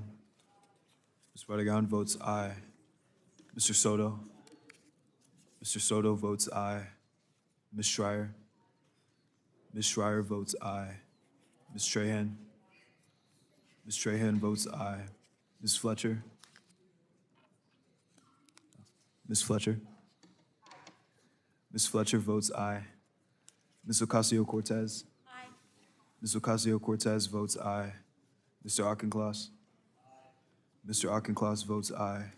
Mr. Carter of Louisiana? Mr. Carter of Louisiana votes aye. Mr. Menendez? Mr. Menendez votes aye. Mr. Mullen? Mr. Mullen votes aye. Mr. Landsman? Mr. Landsman votes aye. Ms. McClellan? Ms. McClellan votes aye. Chairman Guthrie? No. Chairman Guthrie votes no. How's Mr. Allen recorded? Mr. Allen is not recorded. Dr. Mr. Allen Joyce? votes no. Dr. Joyce is not recorded. Ms. Dr. Joyce Houchin? votes no. Ms. Houchin? Mrs. Houchin is not recorded. Mr. Chairman, House James recorded. Houchin votes no. Mr. James? Mr. James. Mr. James votes no. Mr. James votes no. On the Democrat side? Oh, Ms. Harshbarger, how's she recorded? Mrs. Harshbarger is not recorded. Mrs. Harshbarger votes no. Yes, she did. How's Ms. Houchin recorded?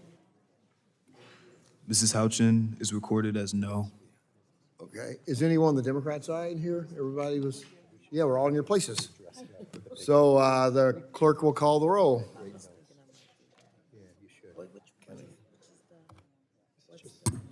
Chairman Guthrie, on that vote, there were 24 ayes and 27 noes. The agreement is not, the amendment is not, the amendment is not agreed to. So are there, what purpose is the gentlelady from Florida seek recognition?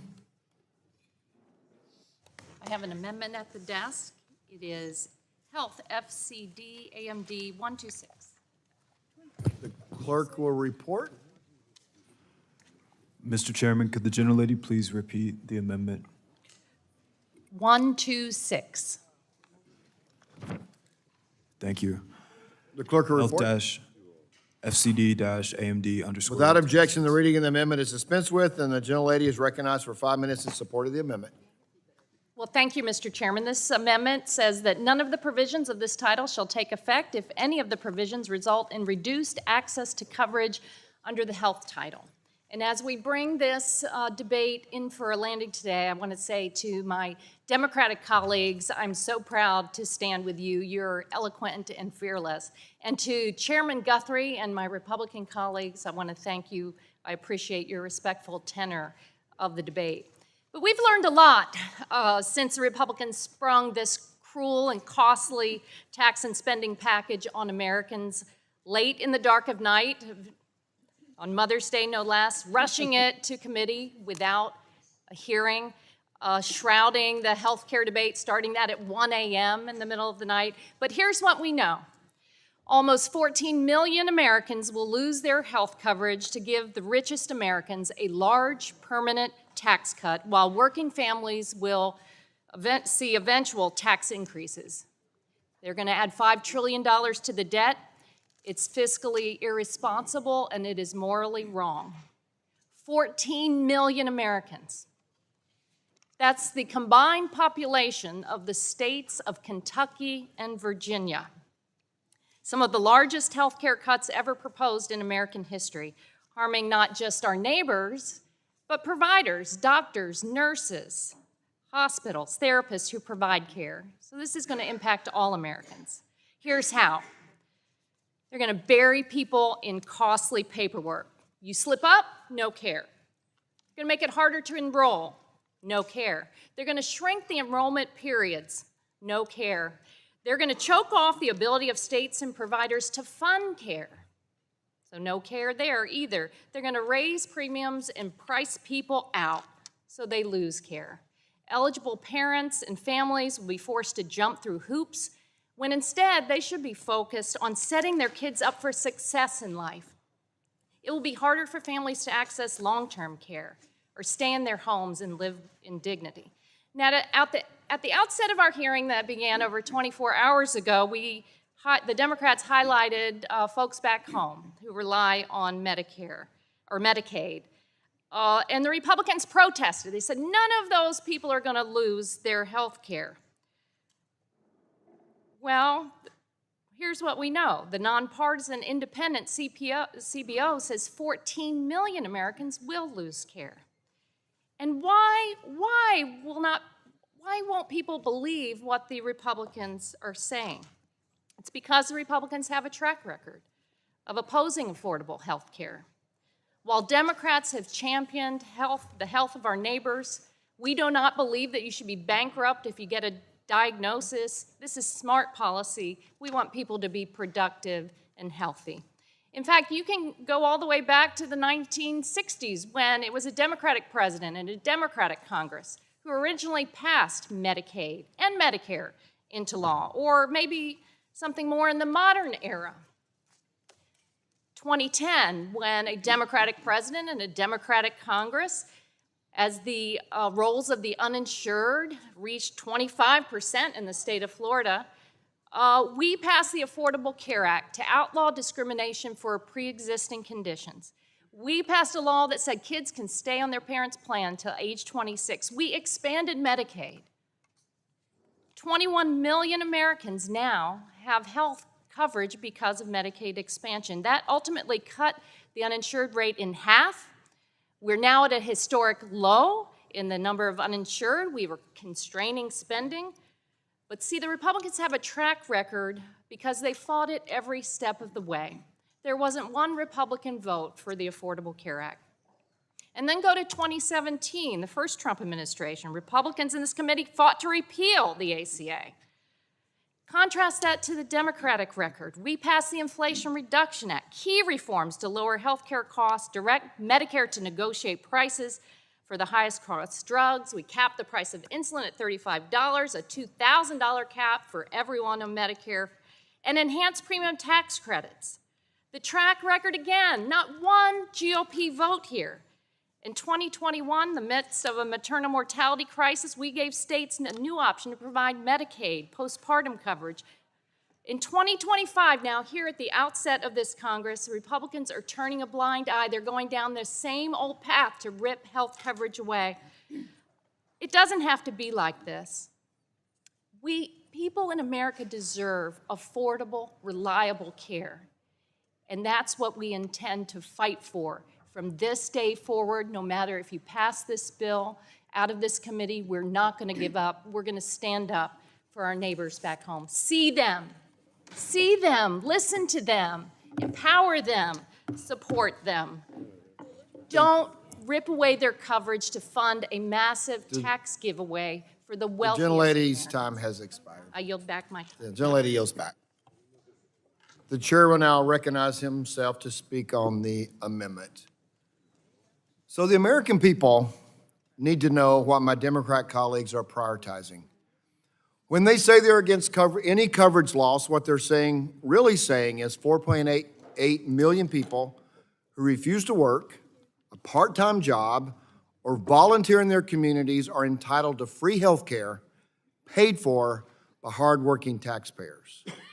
When they say against any coverage loss, what they're really saying is that the 1.4 million illegals who are a drain on our healthcare system should be prioritized over U.S. citizens. And when they say they're against coverage loss, what they're really saying is that people who aren't actually eligible for Medicaid should be prioritized over children, mothers, or people with disabilities who this program was designed for. Let's be honest about who we're fighting for here today. House Republicans are fighting for America's children. We're fighting for pregnant women and mothers. We're fighting for individuals with disabilities. And we're fighting for the seniors who need long-term care. We believe this is who Medicaid is intended for, not illegal immigrants, not able-bodied adults who choose not to work, not people fraudulently enrolled. We want to root out the waste, fraud, and abuse in the system and make Medicaid stronger and more secure for generations to come. And I will yield back, and we'll recognize the ranking member for 5 minutes to speak on the amendment. Thank you, Mr. Chairman. Mr. Chairman, I think there's a fundamental disagreement here about what this bill does. It's clear to me that, contrary to what you say, this is very much like the Georgia situation. And that is that you have a group of people, in the case of Georgia, I think it was about 400,000 Georgians, and you had something like 5,000 of them that ended up being covered by Medicaid with all this red tape that you put forth in this bill. Now you say, well, only those 4,000, probably were eligible. And I would say no. I think the 400,000 were eligible.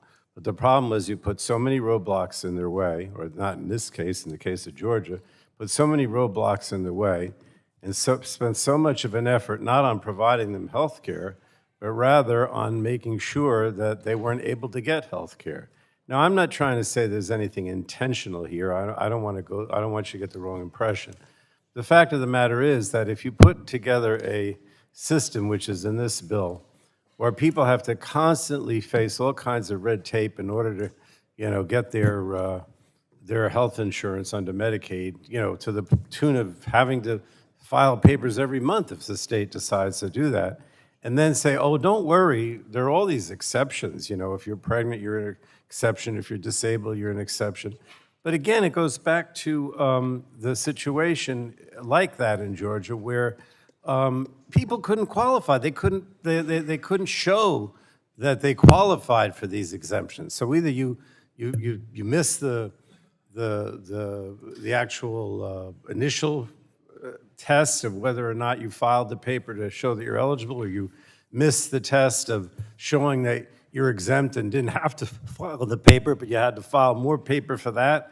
It ends up that less than 5% of the people that are actually eligible end up getting on Medicaid. Everyone else is thrown off. And you can talk about the undocumented and the people that are in 2 different states and all that, but I think we've showed rather dramatically that that's a very small number overall compared to this 13.7 million that the CBO says is actually going to lose their health insurance.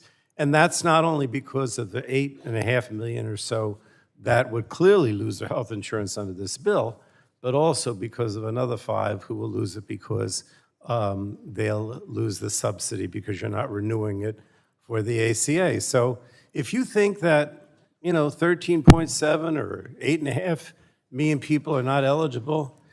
I mean, you can think that, but I think it's a fiction. The reality is that you're making it so that people who would normally be eligible are not.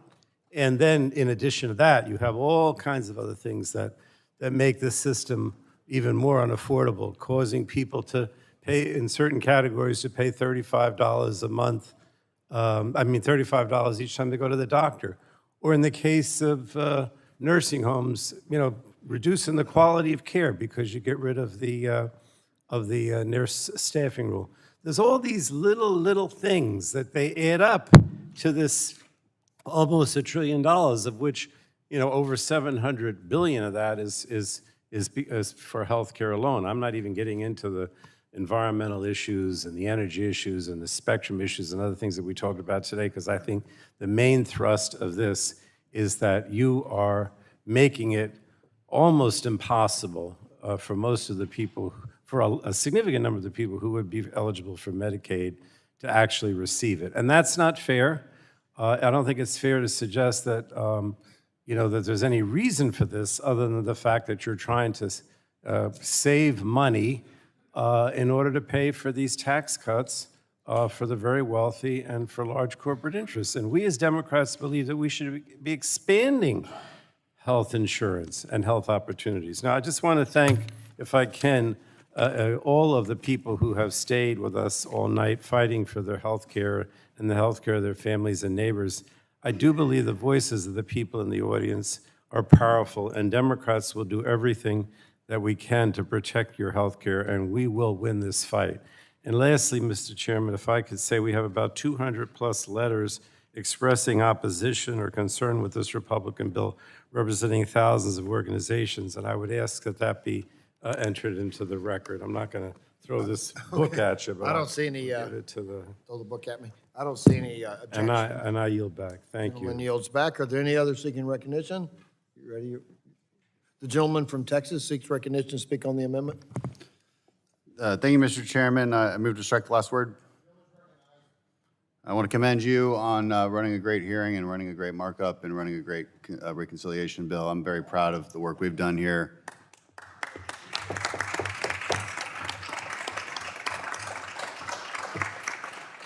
There's a specific provision in this bill that I'm particularly proud of. I've been fighting for this for a long time. And I noticed that there's actually no amendments to strike it, which makes me maybe idealistically or foolishly think that we all agree on it. Maybe that's the case now, but this is the provision that ends the use of Medicaid, CHIP, and Affordable Care Act dollars for gender transition procedures on minors. This will become law, and I couldn't be happier about it.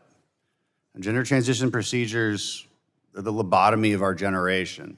People look back on this period, I think, with disbelief, and I guarantee it.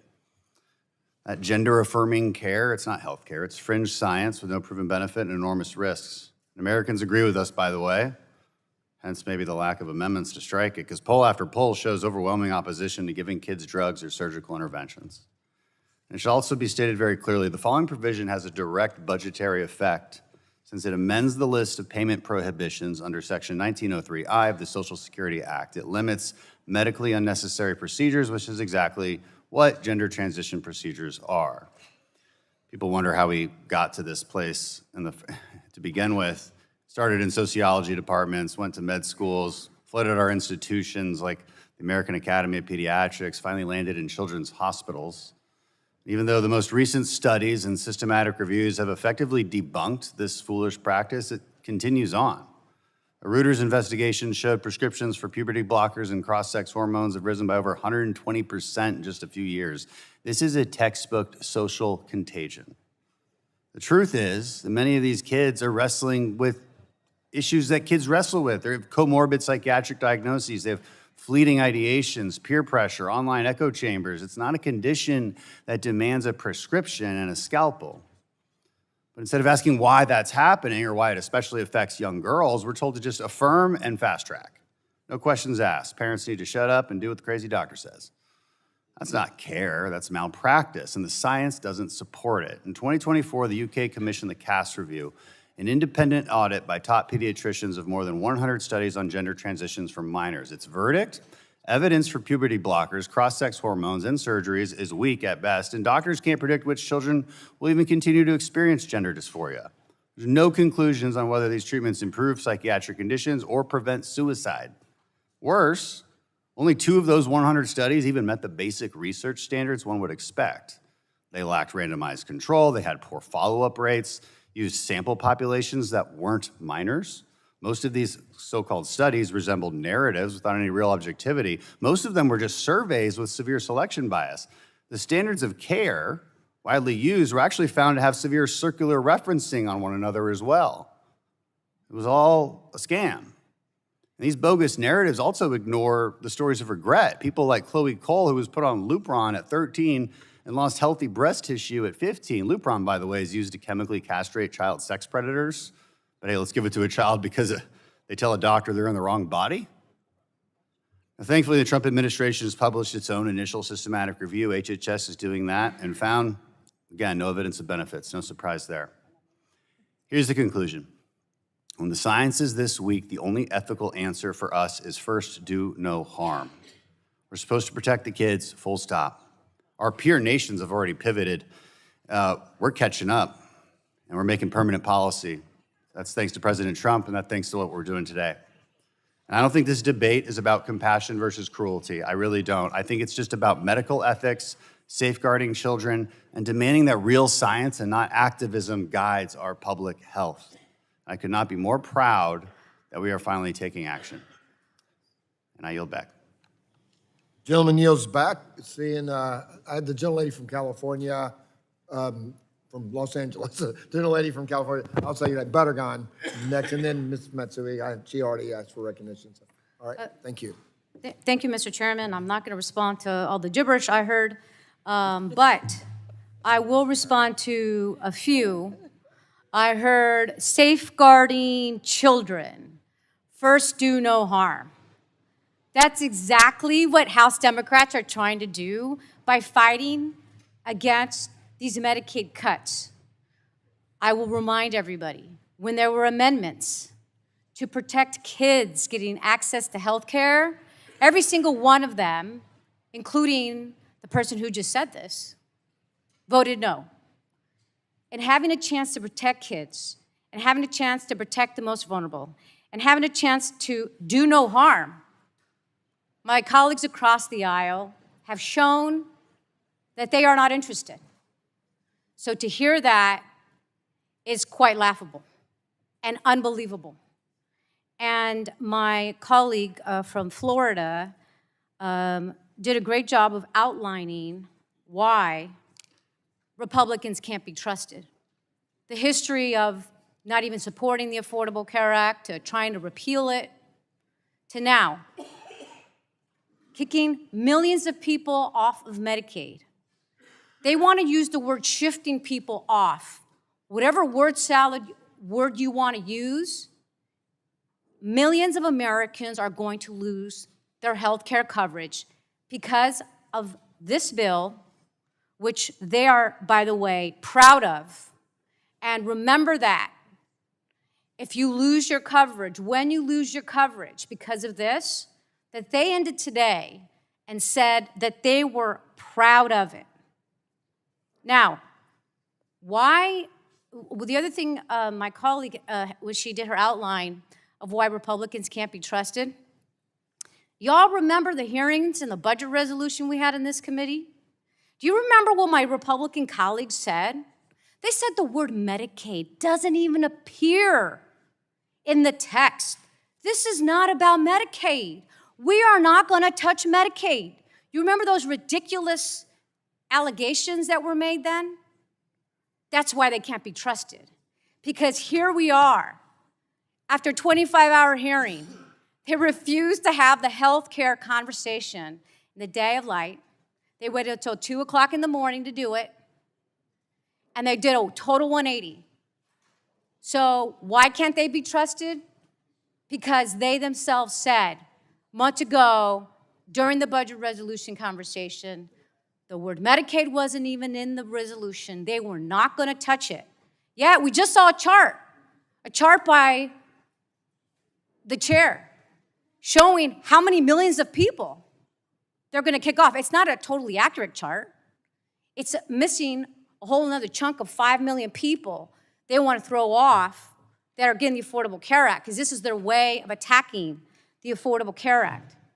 So let's just remember why they can't be trusted. Let's remember their own words.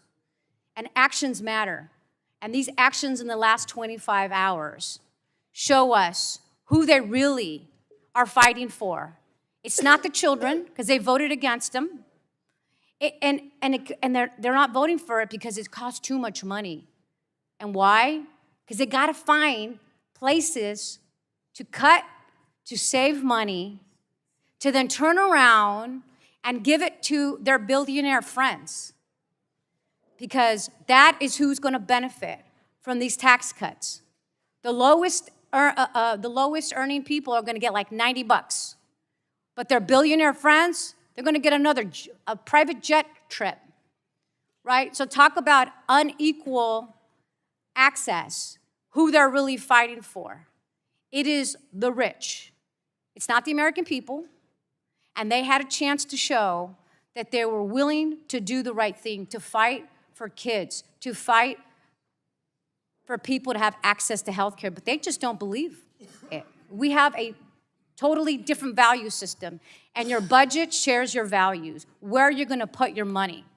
They'd rather put that money in more defense spending. They'd rather put that money in budget cuts, tax cuts for the rich, instead of investing in our kids, our schools. And when I say schools, I'm talking about even something as simple as fighting air pollution at schools for kids.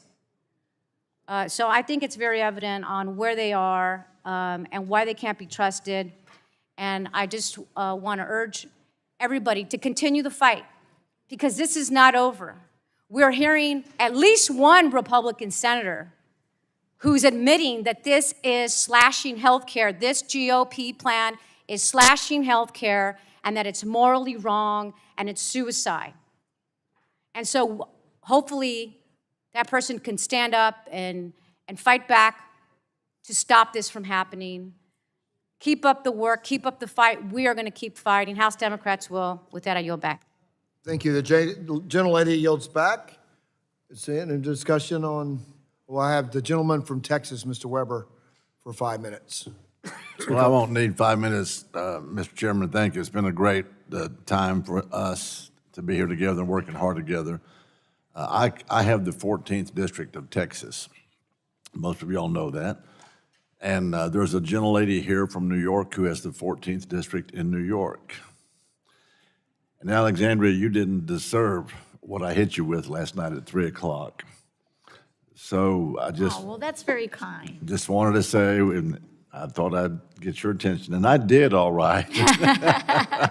So I shouldn't have done that, and I apologize, and I yield back. Oh, well, will the gentleman yield?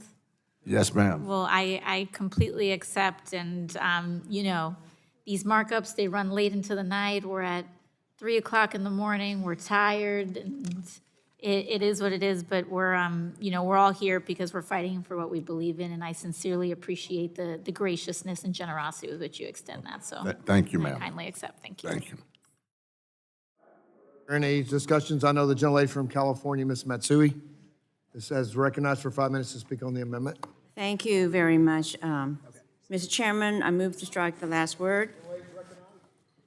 Mr. Chairman, we've been here for over 24 hours now, and Republicans have rejected every amendment offered today, every amendment that would protect vulnerable patients, every amendment that would reinvest savings into health care and more, because they are still claiming, despite the evidence we've laid out, that this bill won't hurt kids, hurt people with disabilities, hurt parents, and millions of Medicaid recipients.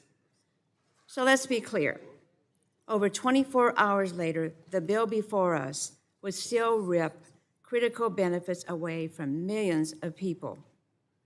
Now, I'd like to bring the focus back to those patients, specifically Nicholas. Here's Nicholas, handsome person. Today, as you see in this photo, Nicholas is preparing to graduate high school. and head to community college in the fall. As his mom, Leandra, put it, he has beaten the odds of Duchenne, and without Medicaid, he would not be here today. Medicaid has provided life-changing and life-saving care to Nicholas. For example, when private insurance refused to cover a power chair, calling it not medically necessary, Medicaid paid for it. Now Nicholas can get around without assistance. When you think about it, for an 18-year-old boy, you can imagine how much that independence means. Medicaid also pays for Nicholas to receive the first approved therapy for Duchenne, which has helped him regain his strength. Nicholas can still walk short distances, something that would have been unthinkable, impossible when he was diagnosed. And as Nicholas gets older and needs more help to stay independent, Medicaid pays for in-home supportive services. Republicans claim that this bill won't harm kids like Nicholas, but we're not fooled. And neither are the advocates who have filled these halls, flooded our office phones and inboxes, and showed up in this room all day and night. Thank you so much for being here to fight. I want you to know, and you know this, the fight is not over. Please keep showing up. We're with you. We'll keep fighting with you. This is not over. I yield back. He yields back. The gentleman from Michigan is recognized to speak on the amendment for 5 minutes. Thank you, Mr. Chairman. I move to strike the last word. Thank you, Mr. Chairman. I want to take a second to address my constituents and the millions of folks who are across the country who rely on Medicaid. You are being misled. In Michigan, nearly half the seniors rely on Medicaid to age with dignity. Medicaid covers 40% of U.S. births and 38% of Michigan births. The impact of this needed program truly cannot be overstated. We're hearing a lot about fighting to protect Medicaid from my Democrat colleagues, and to be honest, they are fighting to protect Medicaid.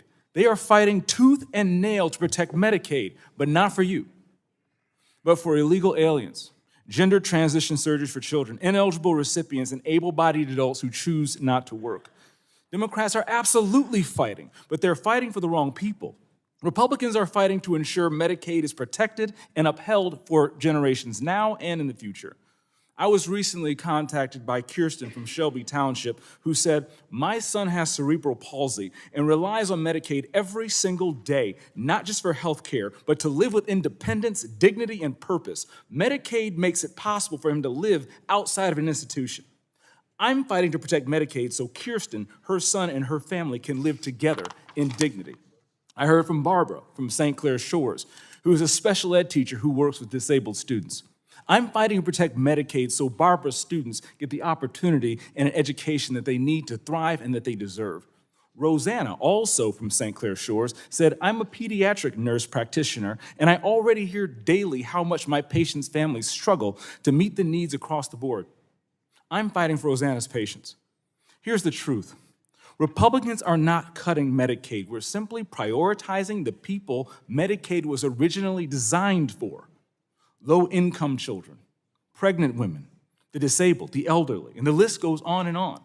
And so I'm going to tell you something that you don't hear of too much. Don't believe Republicans and don't believe Democrats.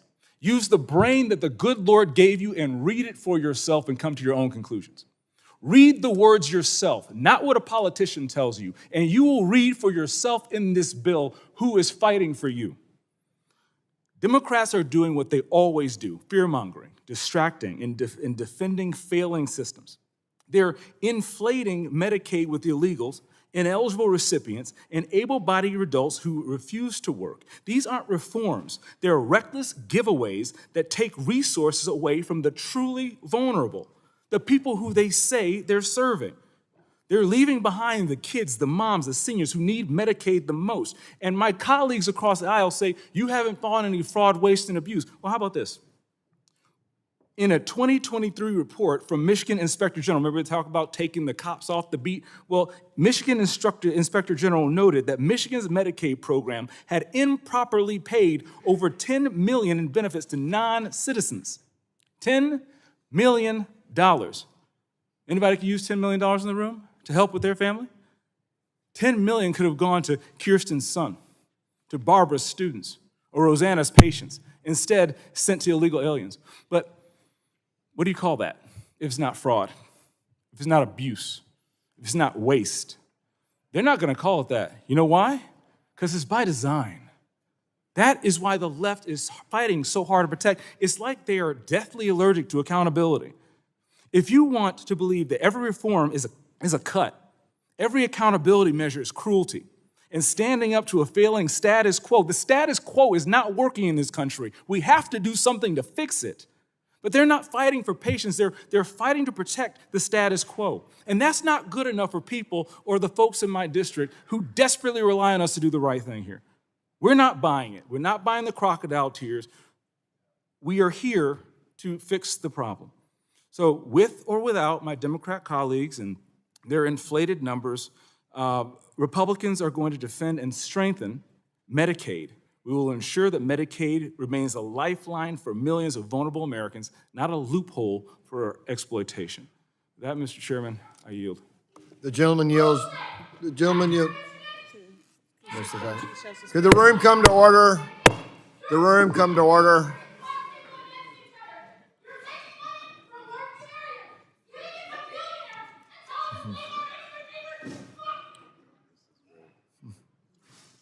All right, the room will come to order. All right, the room will come to order.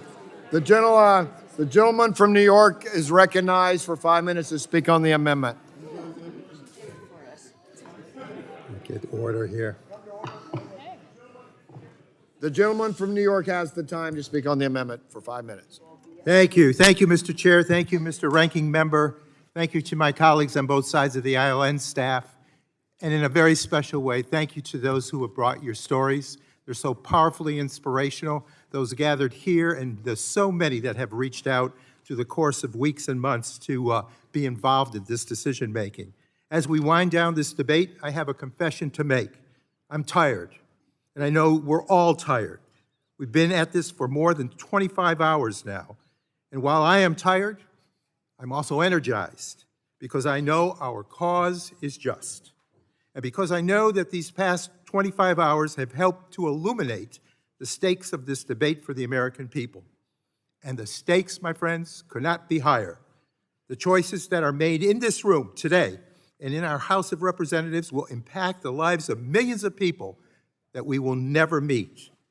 In this moment, I'm thinking of how this might impact one family that I have met, Sarah and her son Cameron from Niskayuna, New York. Cameron is a 16-month-old pediatric stroke survivor. Cam was previously normally developing and healthy, but at 7 months old, he had a rare pediatric stroke that changed everything. Sarah shared how they quickly found themselves in a community of parents with disabled kids that rely on Medicaid. Her son receives 5 to 6 therapies a week and goes to 2 to 3 doctor's appointments every month. Medicaid is the safety net that supports them to provide things like copays and medical braces, which add up and make a huge difference. Sarah's story could be any of our stories. She shares with me, and I quote, "It really hits home for me that Cameron became disabled after his stroke pretty much overnight. Our lives changed, so I think what people may be missing here is anyone can become disabled at any moment, and therefore you may not have the coverage you once thought you had." Republicans falsely claim that children like Cameron won't be impacted by their package. But I've read the text, and that's simply not true. New York State stands to lose billions of dollars in cuts to Medicaid from the reduced federal match, the provider tax provisions, and more senseless provision in this cruel package. Again, let me reiterate, when states have to make these massive cuts to their Medicaid programs, where do you think they're going to look first? To the most expensive patients, the elderly, the sick, and the disabled, to the very people that my Republican colleagues claim they are trying to protect. Republicans have been offered so many opportunities today to put pen to paper on their claims that this bill won't hurt people like Cameron. They've refused to do so. When someone shows you who they are, believe them. Here's your last chance. Support this amendment. Let's make an ironclad guarantee to folks like Sarah and Cameron that we're going to take care of them. Let's make that ironclad guarantee that lets this family sleep a little easier tonight. I'm ready to make that promise, and I urge my colleagues to do the same. And with that, I yield back. The gentleman yields back. Is there any discussion on the Republican side? Seeing none, the gentleman from California, Dr. Ruiz, is recognized for 5 minutes on the amendment. Thank you, Mr. Chairman. I want to thank you as well as Ranking Member Pallone and all the members that lasted this 25 hours. I want to thank the people in the attendance who were here, especially those that were with us overnight. And I really want to give a shout out to all of our staff, the Energy and Commerce staff, including all the staff in our individual office. They stayed up with us, they worked with us, not easy. Thank you. So where did we start? We started with a budget resolution that asked this committee to cut $880 billion in order to pay for the tax cuts that are primarily going to go to billionaires in the tune of billions of dollars. And initially they said, no, there's no such thing as Medicaid cuts. No, we're not going to touch Medicaid, all this other nonsense. But in fact, today it was revealed that they're actually going to cut $715 billion in Medicaid. And how are they going to do that? Well, the only way they're going to do that is to try to get people off the rolls, to try to get less individuals who utilize Medicaid, decrease access to Medicaid and health care. And yes, they're looking at individuals who are undocumented, but they're also looking at primarily U.S. citizens. These are people in the Medicaid expansion. And yes, children, disabled, seniors, and pregnant women.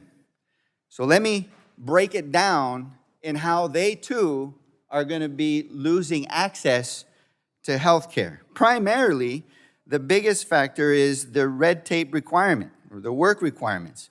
Eligible U.S. citizens will get off the rolls because we've already seen and heard in examples through Georgia and others that it is cumbersome, that people give up, and that's the intent.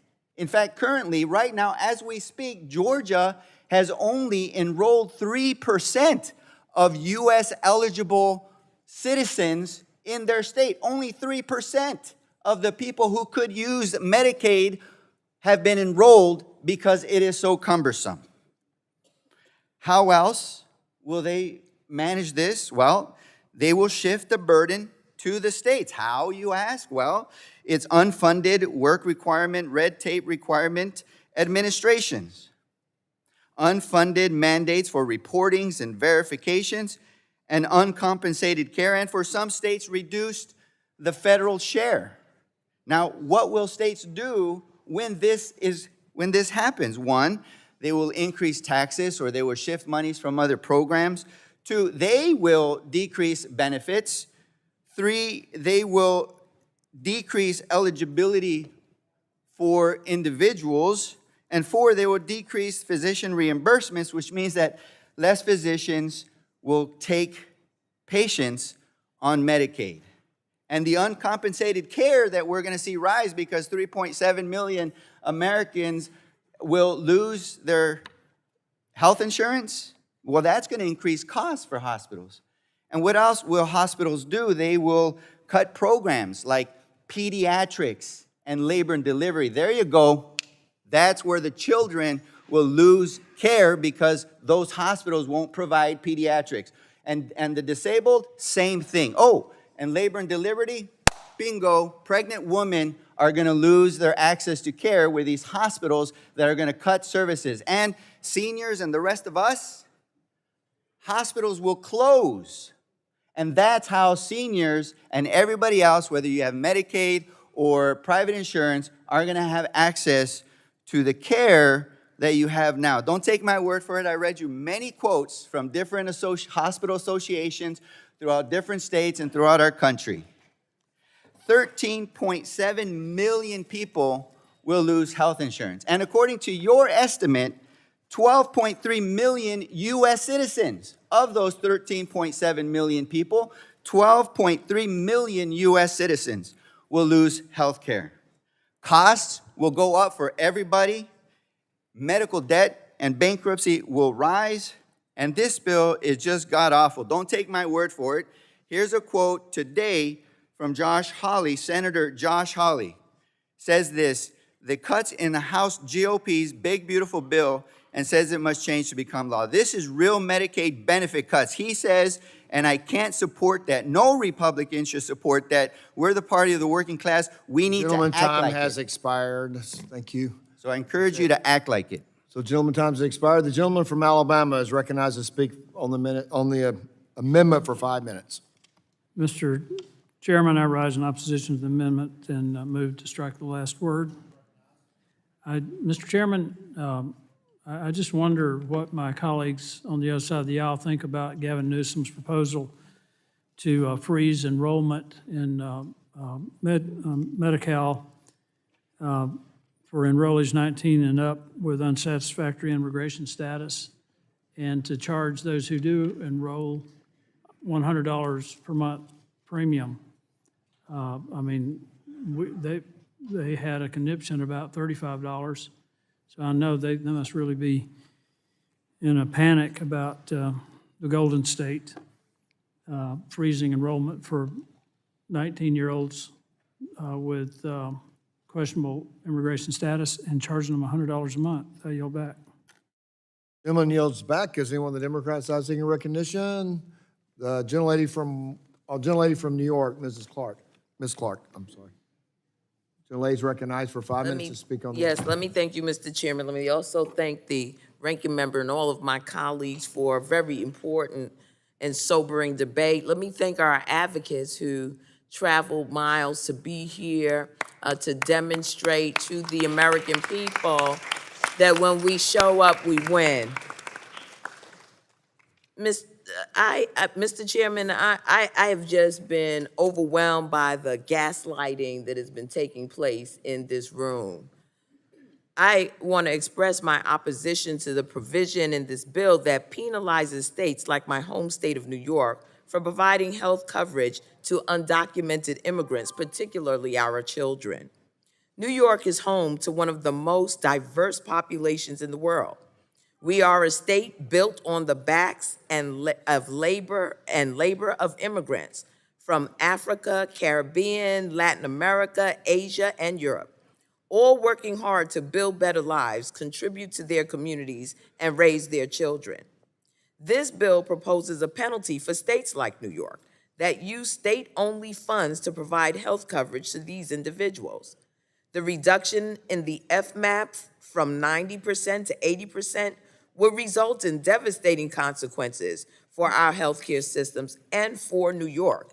It amounts to a loss of over $1.6 billion annually. Furthermore, the provision limiting the reasonable opportunity window for citizenship verification is another misguided attempt to deny people access to health care they desperately need.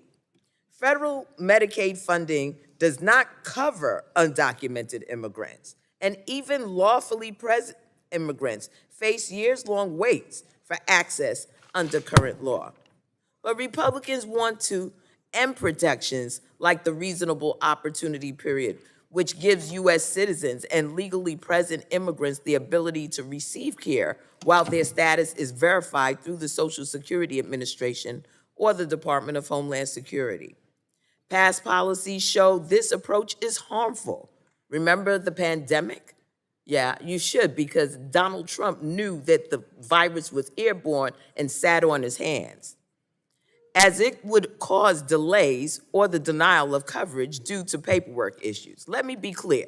The real goal here is to use immigrants as scapegoats to justify policies that strip health care coverage from millions of Americans in order to put more money in their billionaire donors' pockets. This is not just a policy issue. Our commitment to healthcare is a fundamental human right.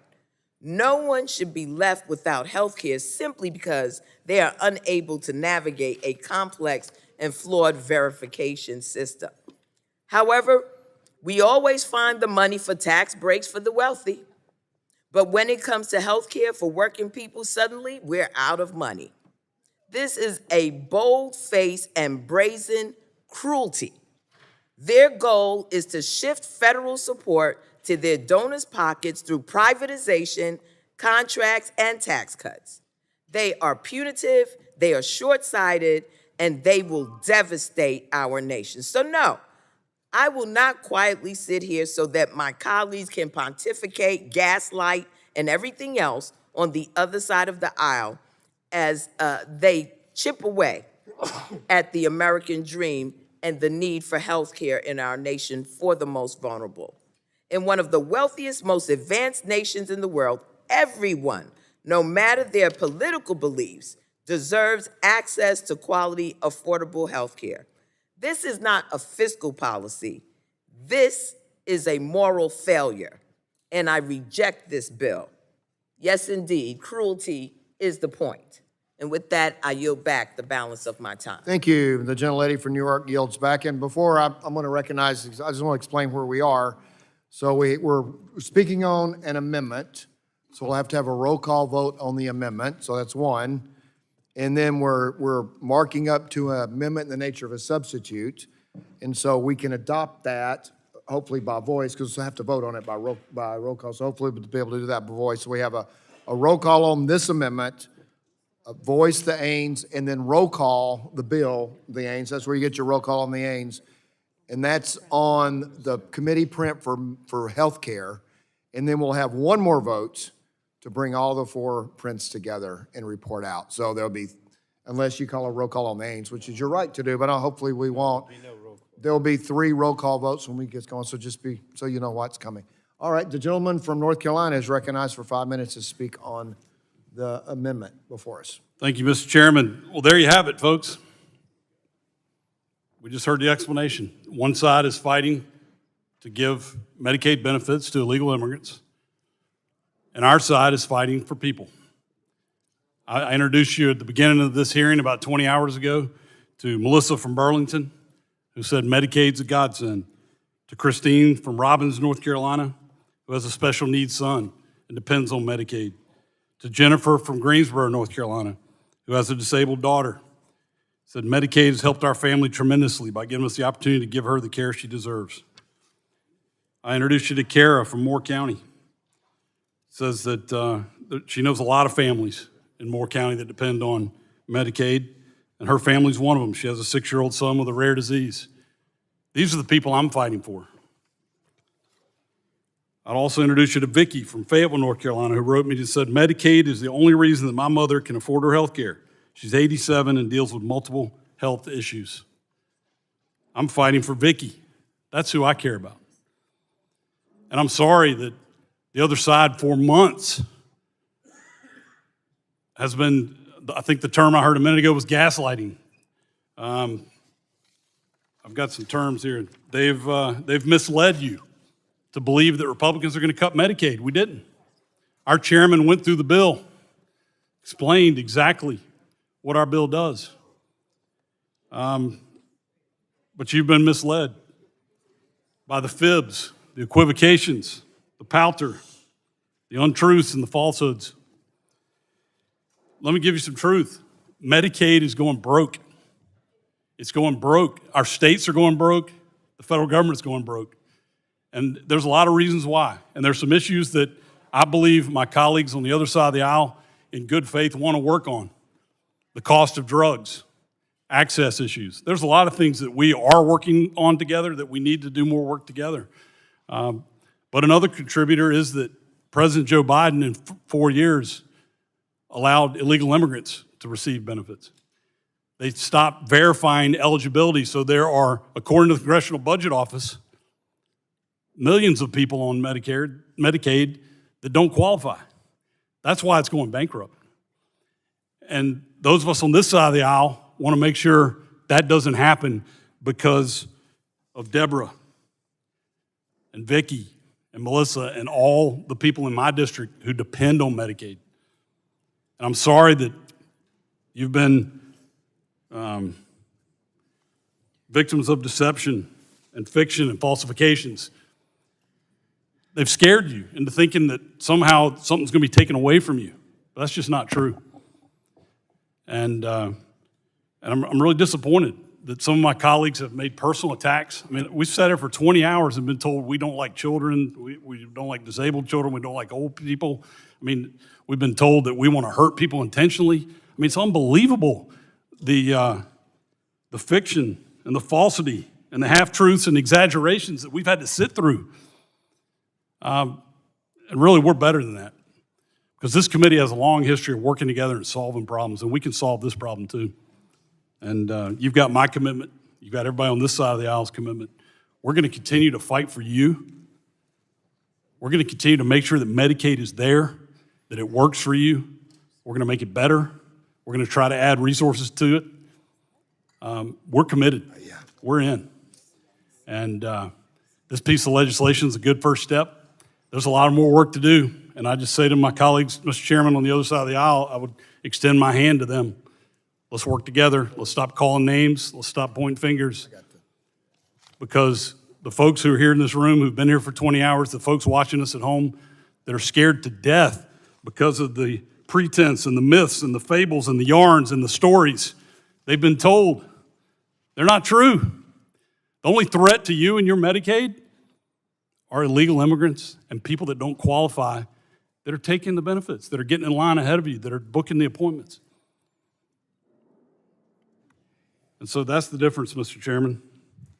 And I'm proud of this legislation. It's a great first step. It's not perfect. But I urge my colleagues to support the legislation. And with that, I yield back. Gentleman yields back. The chair will recognize the gentlelady from Colorado for 5 minutes to speak on the Thank you, Mr. Chairman. I really hadn't intended to say anything, but this is kind of crazy, because my friends on the other side of the aisle are talking about all these people who are on Medicaid, and let's be clear, everyone in this room wants those people to be on Medicaid. If they're eligible for Medicaid, of course, they deserve to be on Medicaid. And as we've said numerous times, there are no undocumented people that are covered by federal funds for Medicaid. So all those people, my friends on the other side of the aisle, are talking about they're not going to lose their Medicaid to people who are undocumented. It is not an either-or proposition. That's number one.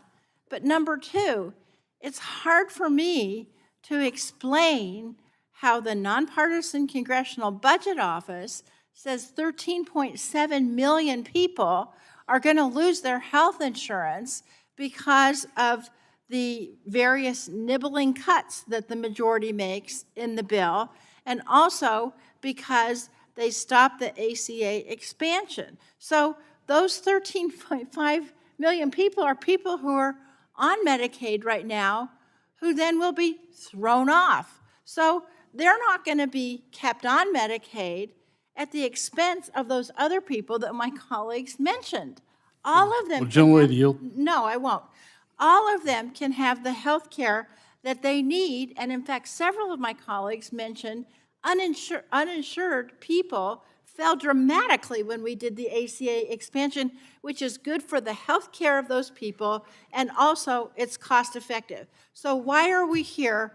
Why are we doing this? And I'm going to be honest, we're not doing this because Medicaid's about to become insolvent.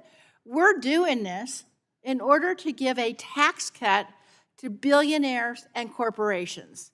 And this bill, which takes 13.7 million people off of Medicaid, is going to allow the Republicans to get over $700 billion in credits. That's how they're going to be able to pay for the tax cuts. So it's not like some big crisis and we're going to throw elderly people and disabled people off. It's that we're going to throw people who are eligible for Medicaid off in order to give the tax cuts.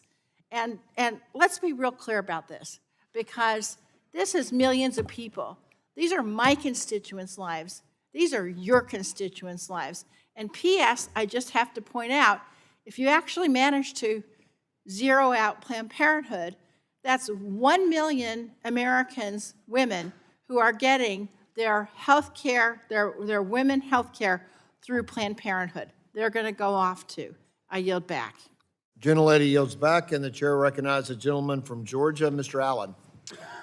Thank you, Mr. Chairman. I yield Mr. Hudson my time.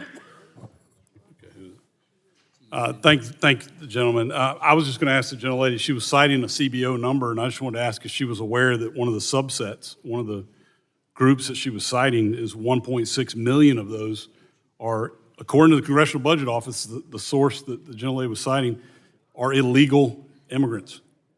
I mean, in fact, I could enter for the record, Mr. Chairman, without objection. Without objection, so ordered.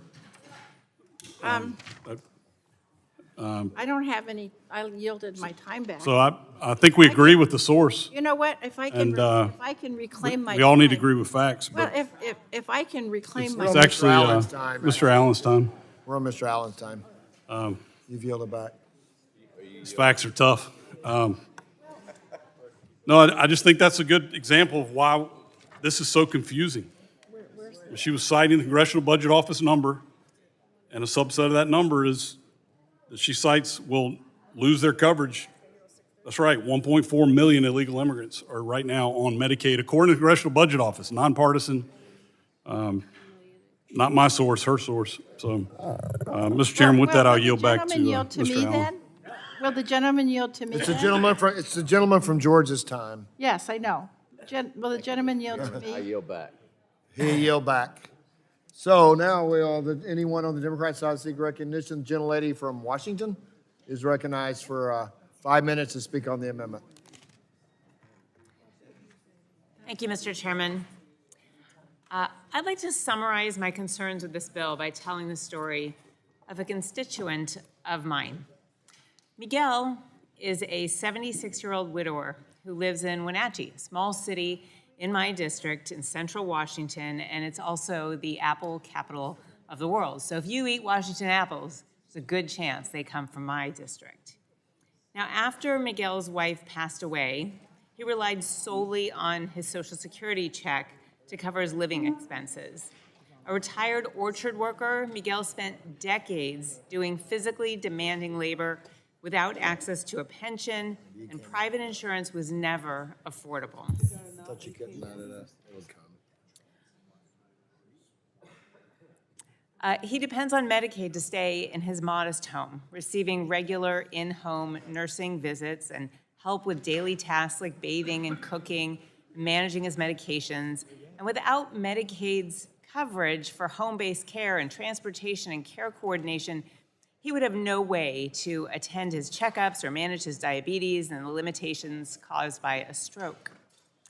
Miguel fears losing access to the services that allow him to live with dignity and independence in his own home.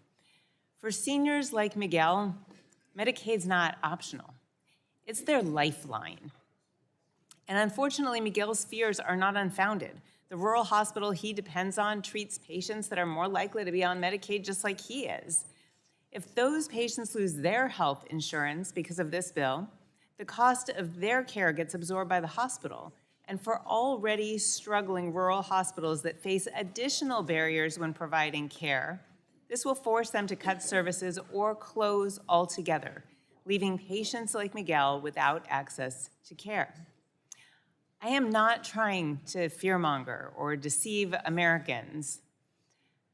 I am simply telling you what our rural hospitals and our community health centers are telling me. The bill will take away health care from 13.7 million Americans, all while increasing costs for everyone and decreasing access to care. I want you to think about that. Finally, I'd like to thank all of the advocates who came to Washington, D.C. to attend this hearing because their futures also depend on Medicaid. I will tell you that I have been paying attention to the people packing this committee room, including all night long while we were here, those filling the halls of this building, those who were lined up outside waiting to get in. I looked at those t-shirts, I looked at those signs, and let me tell you, not a single one said, gut Medicaid, tax cuts for billionaires. The public has spoken. My colleagues' constituents have spoken.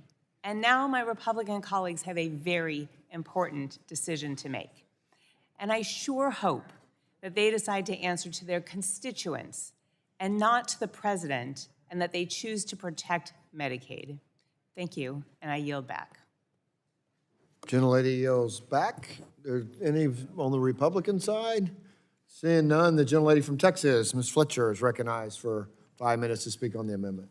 Well, thank you so much, Mr. Chairman. And as we wrap up here, I join the others in thanking you for how you have conducted this markup and for answering or trying to answer my many questions, as well as thank Ranking Member Pallone and, of course, the fantastic staff here and all the advocates who've joined us over the last 25, almost 26 hours now and long before to help inform and help us make smart policy. And I support this amendment, and I think it's important that this bill cannot take effect if its provisions result in reduced access to health care coverage. And that is what we have been talking about for the last 25 hours. Throughout this markup, we have talked about big issues and all the ways we know it's true that the things we've talked about over the last day are the likely outcomes of the legislation that we're marking up. We've been here a long time. I know we've said a lot of things over and over, but I hope that repetition has registered because we have been here before. So many of the things that Republicans are proposing to do in this bill, states have tried them and they have failed. We heard cautionary tales from Arkansas and Georgia, as Dr. Ruiz recapped, and we've heard cautionary tales from Texas. As I discussed earlier, defunding Planned Parenthood has failed by every metric, and it continues to fail Texas women. And in Texas, we saw recently the redeterminations after the moratorium on Medicaid disenrollments at the end of the COVID pandemic is also a cautionary tale. Texas didn't allow for automatic renewals, forced almost all the beneficiaries to resubmit their documents to prove that they were eligible, the kinds of things we're talking about in this bill, and almost 1.4 million people lost coverage for procedural reasons, like what we're talking about here, failing to submit a form or making an error. It was not because they were not eligible for coverage. Nearly 1 million, just shy of 1 million of those people were children. And we have another cautionary tale from Texas, and I think it's important to know. In 2003, in order to reduce the enrollment and cost of CHIP, the Republican Texas legislature passed a bill requiring twice-a-year enrollment, much like the one proposed in this bill. And while proposed as ensuring eligibility, it was an absolute disaster of the state losing paperwork, and it became a tragedy for families. A friend was just telling me about a Houston child, Devontae Johnson, who had a treatable form of cancer back in 2007. Devontae's mom was a paralegal, and she was so diligent about getting all of his forms in on time. She knew his cancer treatment required CHIP coverage, and she did everything right. The state of Texas lost his paperwork. And when she couldn't get help, she finally turned to our former colleague here, Congressman Sylvester Turner. And he was able to help Texas Children's Hospital resume Devontae's treatment immediately. But because of the pause in his treatment, when he lost his coverage because the state lost his paperwork, his tumors returned and they grew. Representative Turner passed HB 107 in the Texas legislature in 2007, and that eliminated this twice-a-year requirement. And I just want to point out, this policy was so bad that the state of Texas repealed it. It made an immediate difference in enrollment, but it was too late for Devontae.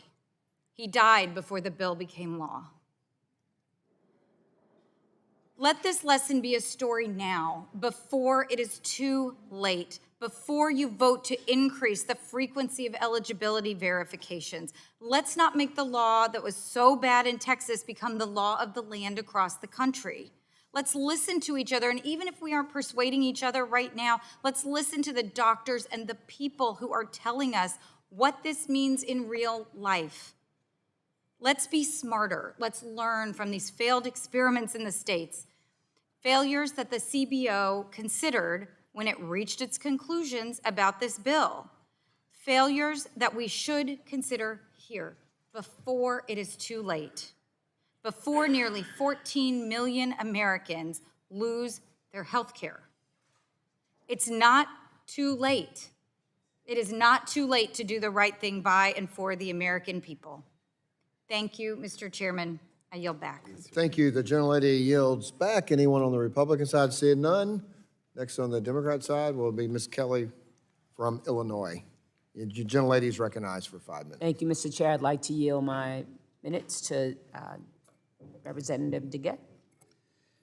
I thank the gentlelady for yielding, and I think this is an important issue to discuss because it's the main thing in the talking points of the Republicans. My colleague from North Carolina says facts are tough, and he is correct. Facts are tough if you actually see what this bill does for undocumented individuals. If you look at the CBO score, which I have in my hand right here, you might want to follow along. The federal government, as I have said repeatedly, and as I put the statute into the record last night, does not cover undocumented people under Medicaid. Some states do choose to do it. And the reason some states do it is because the undocumented people will flood their emergency rooms and cause their state costs to go up so dramatically. So what the Republican bill does, if you read along, it says reducing expansion FMAP for certain states providing payments for health care furnished to certain individuals. So it's not cutting Medicaid benefits to undocumented people, it's cutting FMAP benefits to states, which could go to those very same people my Republican colleagues are talking about. People who are elderly, people who are disabled, other people who are eligible for Medicaid because the state's FMAP is going to be reduced for Medicaid. But even more crazy about this argument that they're making, even if you accept, oh, Medicaid's going to go for undocumented people, do you know how much this saves? Do you know how much this saves? $11 billion. And it's $11 billion taken out of the money that goes to the state. So I guess the question I have, actually, I'm going to ask it as a rhetorical question, is because this bill says it saves over $700 billion. So if only $11 billion of that is for people who are undocumented, where else are you going to cut that other $700 billion? You're going to cut it from the 13.7 million Americans who are eligible for Medicaid, who you're going to push right off. I yield back. And I thank the gentlelady for yielding. Gentlelady's time from Illinois. Do you yield back? Gentlelady from Illinois yields back. The gentleman from New Jersey is recognized for 5 minutes to speak on the amendment. Thank you, Chairman. I just want to thank you. I've had an immense amount of respect for you before this hearing, this markup, I should say, and I think you did an incredible job navigating the committee through it on a really difficult bill. A lot of different opinions about it, but I thought you treated both sides extremely fairly, so I want to thank you for that. The ranking member knows how I feel about him, but thank you, Frank, as always, and to the staff who did an incredible job sticking with us. I know for everyone's personal office, there was a lot of time spent here. And listen, we've been here for 25 hours. I know people are still making points that we've made over the last 25 hours. I'm not going to. You know there's things I disagree with and feel differently about. The point I would make, though, is that there are so many things in this bill that I think under different circumstances, the committee would have really enjoyed working together on a bipartisan basis on. I really believe that. From artificial intelligence, cybersecurity, I think energy and healthcare, there's things that we actually want to do. I think the environment that we had to do it through reconciliation, through a tight time frame, create a difficult set of circumstances to do so. But I think we just have to get out of the habit of trying, and I think both sides are responsible for this, but we have big challenges as a country. People that I talk to back home in my very Democratic district know what I say is that to solve the challenges of our day, they won't be solved by Democrats alone or Republicans alone. They'll be solved when we realize these are American challenges. And I think the things that we discussed in this bill are things that we need to work on a bipartisan basis. Frankly, I don't know how we get there in the near term, but I just want people to know that I think a lot of us are committed to working on things in a bipartisan way. We have to figure out how we can do that, because like I said, this is a challenging environment to do so. We need to figure out ways to build back trust. This is a bipartisan committee that deals with the broadest jurisdiction of any committee. That's why so many of us wanted to be on it. And I just hope that we can figure out a way to get back there, because there's a lot of work we have to do for the American people. Our challenges aren't getting any easier. They're only getting increasingly more challenging, more difficult. Our foreign adversaries are getting more sophisticated, so that really requires that we come together. And I just hope that we can do that and start showing some good faith on both sides, so we can take these challenges on together. With that, I yield back. Thank you. I thank my friend from New Jersey for his kind words, and we will find opportunities to work together. I know people kind of move around a little bit. Just remember, we have 3 roll call votes, and we're getting close to them, so stay close. Mr. Obernolte from California is recognized for 5 minutes to speak on the amendment. Well, thank you, Mr. Chairman. I'd like to join my colleagues in thanking you and all of the committee staff for your hard work over the last 26 hours almost of this hearing. It's been a unique experience to sit through, and to be honest with you, I'm kind of vacillating between, on the one hand, being encouraged because this is really an exercise in democracy. You've heard passionate debate on a topic that's important to everyone in this room for the last 26 hours. But on the other hand, I have to be honest, I found it to be also a deeply cynical, performative, partisan experience. So I'll have to reflect on that some more after I've gotten some sleep. I'll tell you one thing, though, that has really struck me, and that's the things that everyone on this dais agrees with. Medicaid is something we all care very deeply about. And I think we all recognize the purpose for which Medicaid was created, to serve the core population of the least fortunate people that need that social safety net in society, the disabled, pregnant women, children, the poor. And we are all passionately committed to making sure that that core program is around for a future generation of Americans. But there's something else that should also be abundantly clear to everyone in this room, which is that Medicaid is on a fiscally unsustainable trajectory. It is the single largest, fastest growing expenditure in federal government. And this is a federal government that this year will run a deficit of over $2 trillion. That's 30% of all federal spending. And that's what's driven our federal debt to over $37 trillion. And folks, if you think that that is sustainable, you need to read some of the literature that our bipartisan Congressional Budget Office is putting out, or you need to come attend some of our Congressional Budget Committee hearings, because we are running out of our capacity to continue to borrow. Ultimately, our ability to borrow is governed by the willingness of people to lend us that money, and those rates are going up, and we will not be able to continue to do this. So continuing down this path of providing Medicaid to the people who need it will require some changes to the program. And this bill, the one we've been debating for the last 26 hours, proposes some relatively modest changes. What do I mean by modest? Overall, the whole reconciliation package, when it's put together, will encompass about 2% of overall federal spending, 2%. The Medicaid portion that we've been debating, depending on how you figure it, is in the single digits of percentage of overall Medicaid spending. And in fact, even if the bill is put into law exactly as it was in print today, Overall, federal spending on Medicaid will continue to increase, not decrease. So it's not a cut. It's just bending the curve a little bit. But I'm also a little bit disturbed by the things we haven't been able to agree on. For example, what is wrong with asking the states to check the death rolls to make sure that we're not spending taxpayer money on someone who is deceased?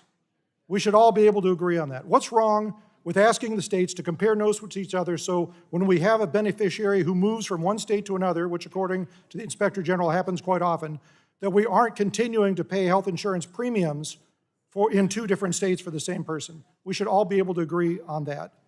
And then this debate about community engagement. And I know the folks on the other side of this issue are calling them work requirements. Just to remind everyone, read the bill. We're talking about half-time. 20 hours a week is the requirement. Not just work and satisfied. You can go to school, you can volunteer in your community. It's only for the expansion population, which means people who are not poor, not disabled, the able-bodied, people who don't have dependents, who don't have a substance abuse disorder, who aren't enrolled in a substance abuse program. And I have to say, I heard a couple of my colleagues on the other side of the aisle say that we're doing this because we're cruel and we don't care. And I find that offensive. We are all here because we deeply care. But the expansion population was supposed to be part of our social safety net. It's not something that was intended for people to be on their whole lives. And the reason why we do this is because we want to help people get off of Medicaid and back on their feet. We want them on the exchanges in traditional health insurance. We're not doing this because we don't care. I want that for my constituents because I care about them. And this is necessary to preserve the future of this program for the people that are depending on it, the core population. And if we don't make these changes, this program won't be around for future generations of Americans. So I urge a rejection of the amendment, and I urge adoption of the underlying aims. I yield back. The gentleman yields back. The gentleman from Texas, Mr. Veazey, is recognized for 5 minutes to speak on the amendment. Thank you, Mr. Chairman. I'll be brief because I know that this has been a very, very long day. I was thinking about the different constituencies that will be hurt by these cuts to Medicaid. And of course, the constituency that I represent is a largely Latino and African-American community in Fort Worth and Dallas and some of the surrounding cities. But that's not all who's going to be hurt. And there was a really good article that I encourage everyone to go and read that was in the Washington Post, and it was direct quotes, so no one can say liberal media or anything like that. These are quotes that come directly from these people that were affected, and it was in a place called Newcastle, Pennsylvania. And these were mainly Italian Americans that had been Democrats a generation before, but they were proud Trump voters, and they were all on SNAP and Medicaid, and they were convinced that that Trump would never take their Medicaid away from them. And so I was thinking about them, and it reminded me there was a notable death that happened in Republican politics back in 2023. Kevin Phillips, some of you probably know that name that have studied political history, but he wrote a book called The Emerging Republican Majority, and he was Nixon's 68-gallon race. And he had a quote, and it was, "The whole secret of politics is knowing who hates who." And what I'm asking my Republican colleagues and friends is, when the people in Newcastle, Pennsylvania are upset that they lose their Medicaid, please don't pit them against the undocumented population. And I'm just calling it now because I don't want you to do that. Because if I don't call it now, people will pretend like it's new, and they'll try to say, well, see, people in Newcastle, Pennsylvania, you lost your Medicaid because of these people that are undocumented. So we know the game. It goes back to all the way back when Kevin Phillips wrote this book. So we know the game. We know how the game is played. But I think that we need to figure out a way how to get beyond that in this country.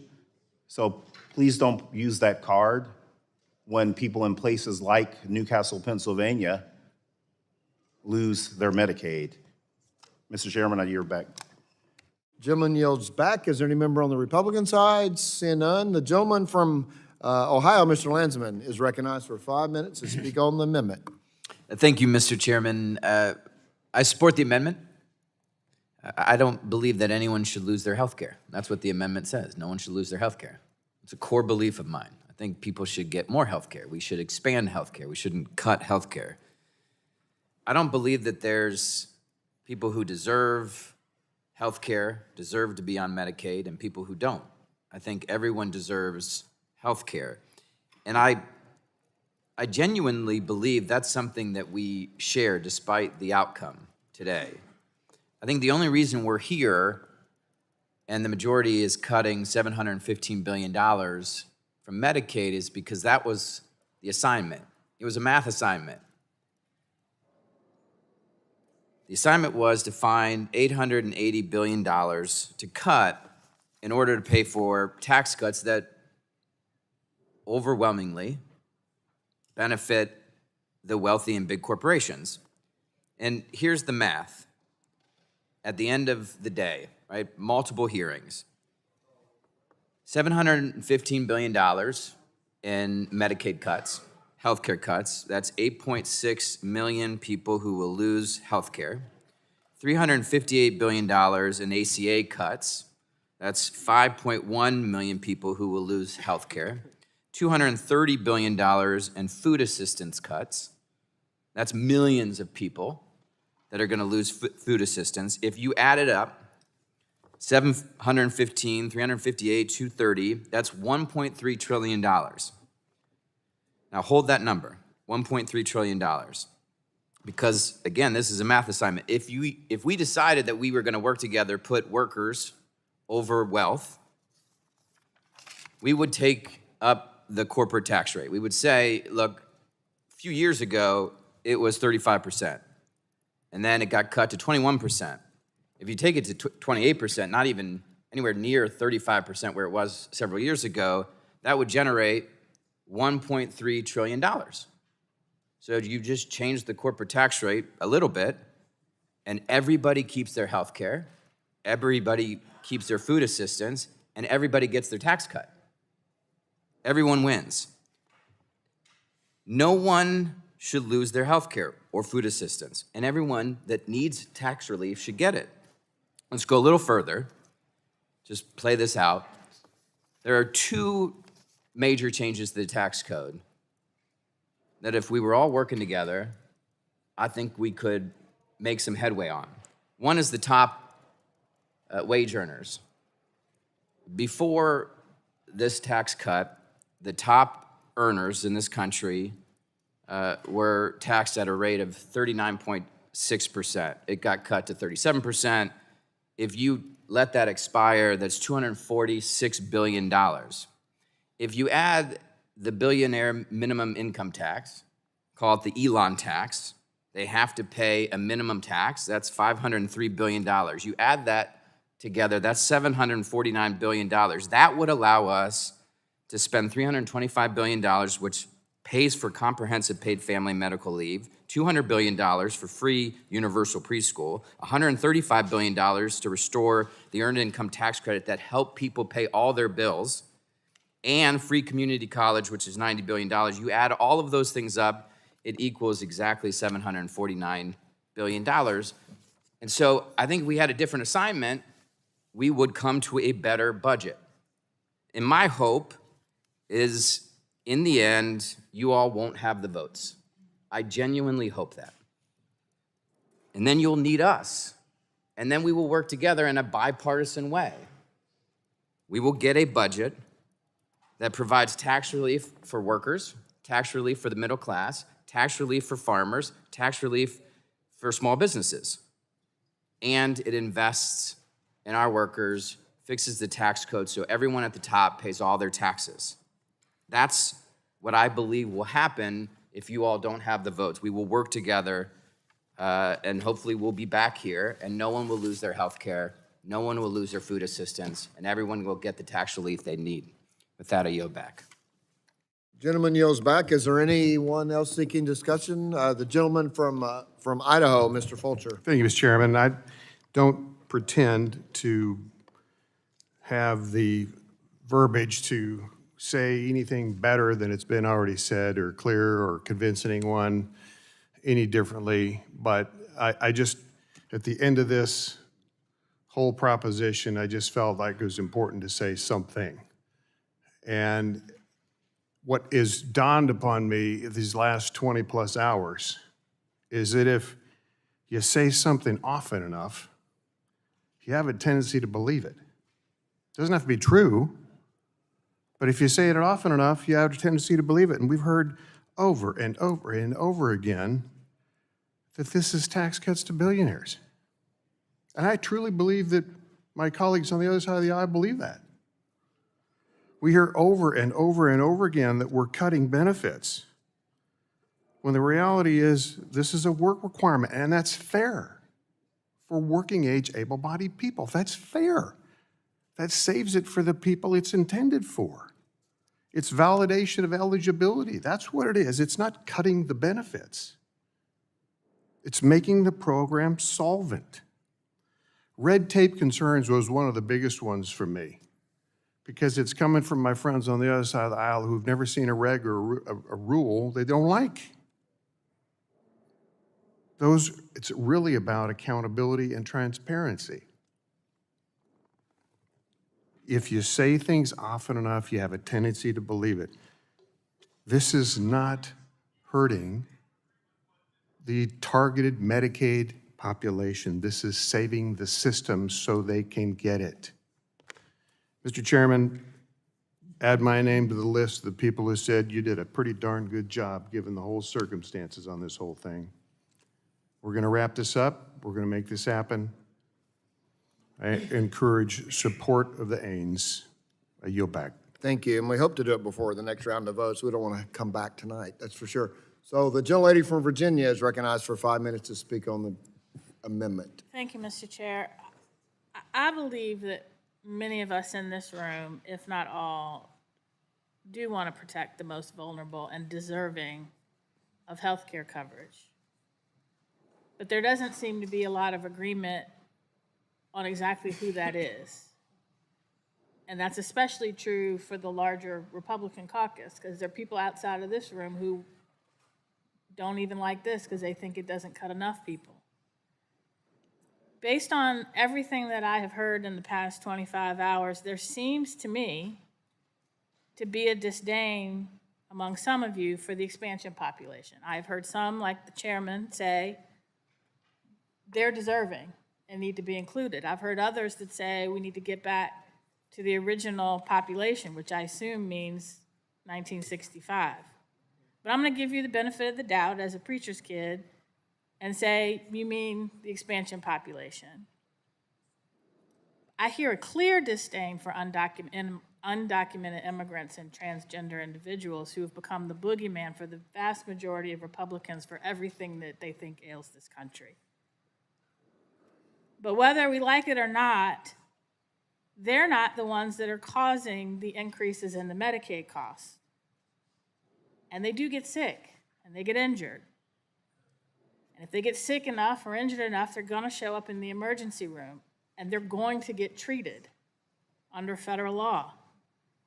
And if they're not insured, the cost of their care is going to be passed on to everybody else, and our health costs will go up.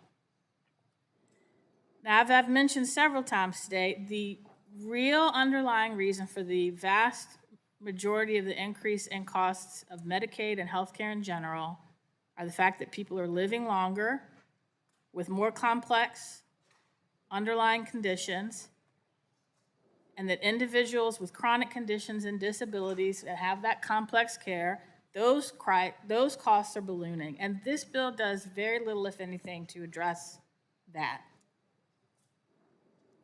It does very little to address the healthcare workforce shortages that we've talked about, the increase in prescription drug prices and technology costs, and the other things that make it difficult to provide care.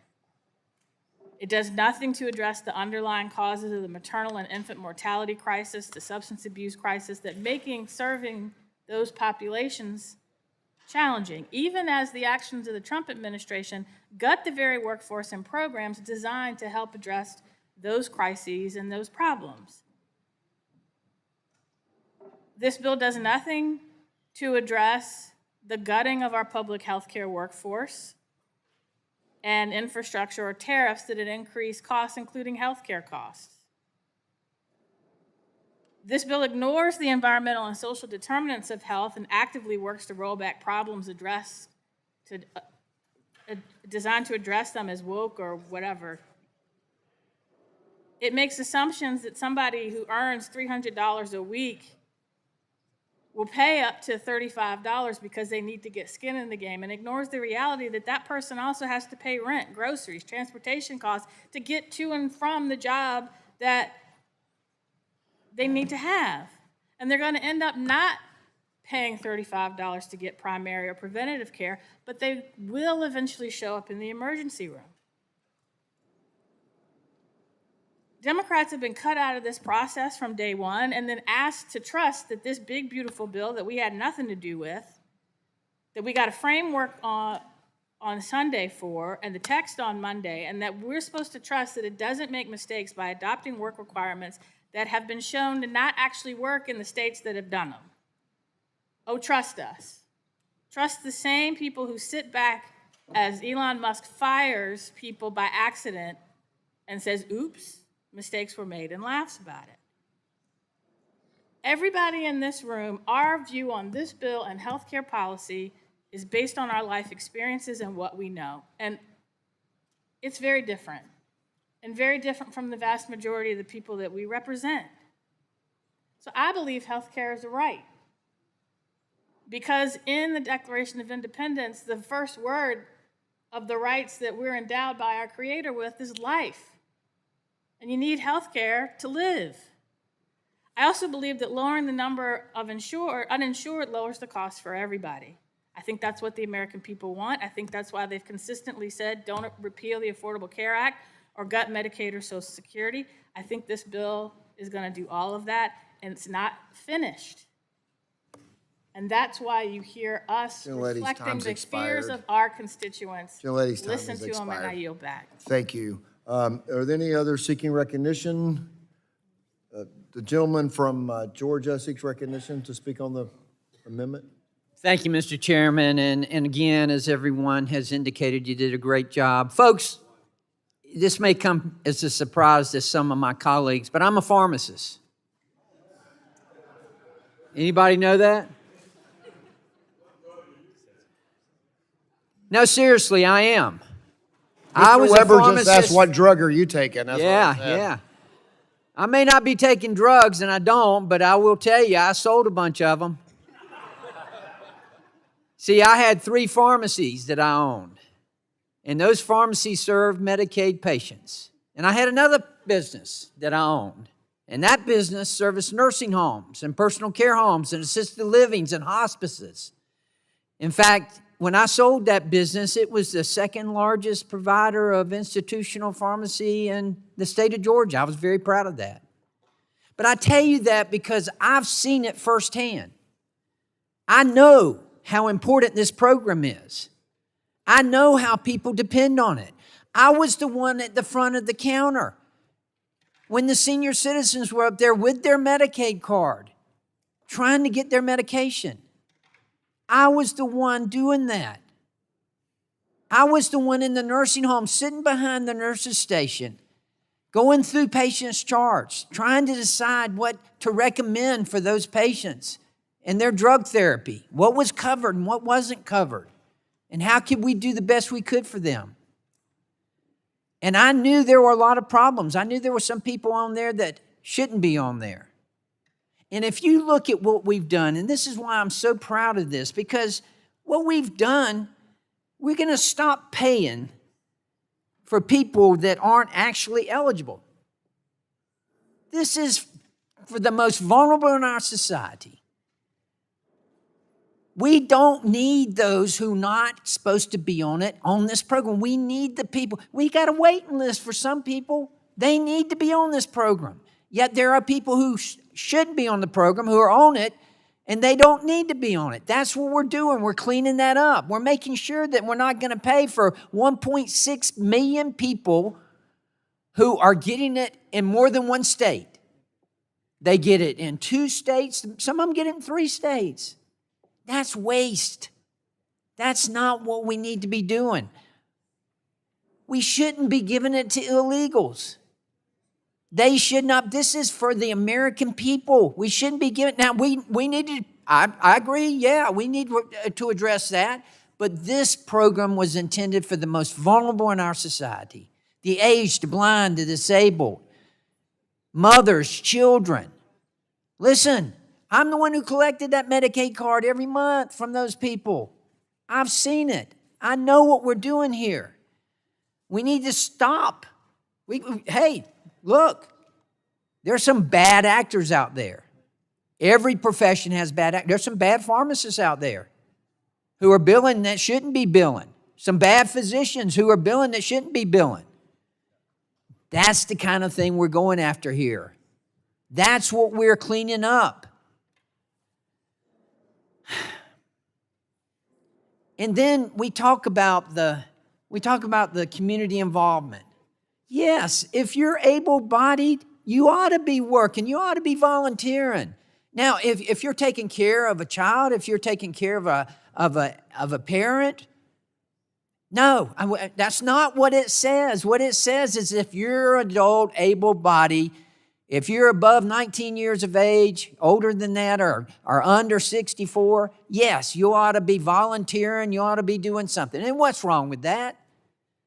I saw people on that program when I was practicing that it shouldn't be on it. But I saw those people who needed it so bad. Folks, I grew up in South Georgia. We got a lot of paper mills in South Georgia. I worked in a paper mill. My daddy worked 33 and a half years shift work in a paper mill. I don't know if any of you have ever worked in a paper mill, but I worked on a broke beater. And it's not hell, but you can see hell from there, I'll tell you that. It's hard. And those people work hard. And we need to be taking care of them. And what we're doing with this is we're cleaning up this program. We're not kicking anybody off. What we're doing is making it better. I'm very proud of this entire committee. Very proud to be a part of this and very proud of this product. This is going to make Medicaid better. And I yield. The gentleman yields back. If there's no further discussion, the vote occurs on the amendment. The gentleman requests a recorded vote, and there will be 3 successive recorded votes. So if everybody could stay close by, we will appreciate expediting that. So the gentleman requests a recorded vote, and the clerk will call the roll. Mr. Latta. This is on the amendment. Mr. Latta votes no. Mr. Griffith. Mr. Griffith votes no. Mr. Bilirakis. Mr. Bilirakis votes no. Mr. Hudson. Mr. Hudson votes no. Mr. Carter of Georgia. Mr. Carter of Georgia votes no. Mr. Palmer. Mr. Palmer votes no. Mr. Dunn. Mr. Dunn votes no. Mr. Crenshaw. Mr. Joyce. Mr. Joyce votes no. Mr. Weber. Mr. Weber votes no. Mr. Allen. Mr. Allen votes no. Mr. Balderson. Mr. Balderson votes no. Mr. Fulcher. Mr. Pfluger. Mrs. Harshbarger. Mrs. Miller-Meeks. Mrs. Miller-Meeks votes no. Mrs. Kamick. Mr. Obernolte. Mr. Obernolte votes no. Mr. James. Mr. Bentz. Mr. Bentz votes no. Mrs. Houchin. Mrs. Houchin votes no. Mr. Fry. Mr. Fry votes no. Ms. Lee. Ms. Lee votes no. Mr. Langworthy. Mr. Langworthy votes no. Mr. Kane. Mr. Kane votes no. Mr. Rulli. Mr. Rulli votes no. Mr. Evans. Mr. Evans votes no. Mr. Goldman. Mr. Goldman. Mr. Goldman. Mr. Goldman votes no. Mrs. Fedorchak. Mrs. Fedorchak votes no. Mr. Pallone. Mr. Pallone votes aye. Ms. DeGette. Ms. DeGette votes aye. Ms. Schakowsky. Ms. Schakowsky votes aye. Ms. Matsui. Ms. Matsui votes aye. Ms. Castor. Ms. Castor votes aye. Mr. Tonko. Aye. Mr. Tonko votes aye. Ms. Clark. Ms. Clark votes aye. Mr. Ruiz. Mr. Ruiz votes aye. Mr. Peters. Mr. Peters votes aye. Mrs. Dingle. Mrs. Dingle votes aye. Mr. Veazey. Mr. Veazey votes aye. Ms. Kelly. Ms. Kelly votes aye. Ms. Barragan. Ms. Barragan votes aye. Mr. Soto. Mr. Soto votes aye. Ms. Schreier. Ms. Schreier votes aye. Ms. Trahan. Ms. Trahan votes aye. Ms. Fletcher. Ms. Fletcher votes aye. Ms. Ocasio-Cortez. Mr. Auchincloss. Ms. Ocasio-Cortez votes aye. Mr. Auchincloss. Mr. Auchincloss votes aye. Mr. Carter of Louisiana. Mr. Carter of Louisiana votes aye. Mr. Menendez. Mr. Menendez votes aye. Mr. Mullen. Mr. Mullen. Mr. Mullen votes aye. Mr. Landsman.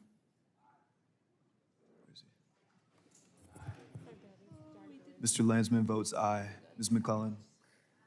Ms. McCullen votes aye. Mr. Guthrie. So I'm no.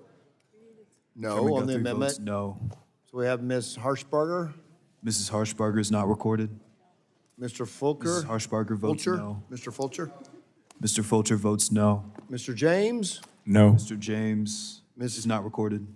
you said, James, no. Ms. Mr. James Kamick, votes no. Mrs. Kamick is not recorded.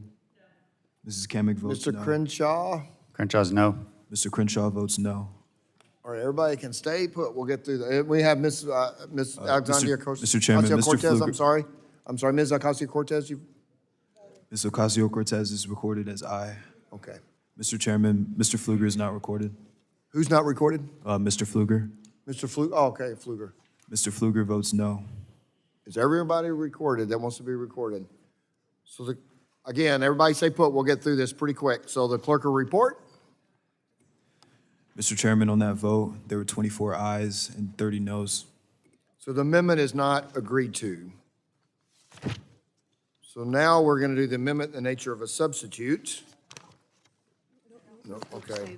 Okay, which we're going to do by voice. So everybody, so if there is no further discussion, the vote occurs on the amendment in the nature of a substitute. All those in favor shall signify by saying aye. Aye. All those opposed, no? No. In the opinion of the chair, the ayes have it. The amendment in the nature of substitute is agreed to. Are there further amendments? Seeing none, so this will be a roll call vote. I move that the committee do now approve and agree to transmit to the House Committee on the budget. No, subtitle, okay, I'm sorry, let me start over.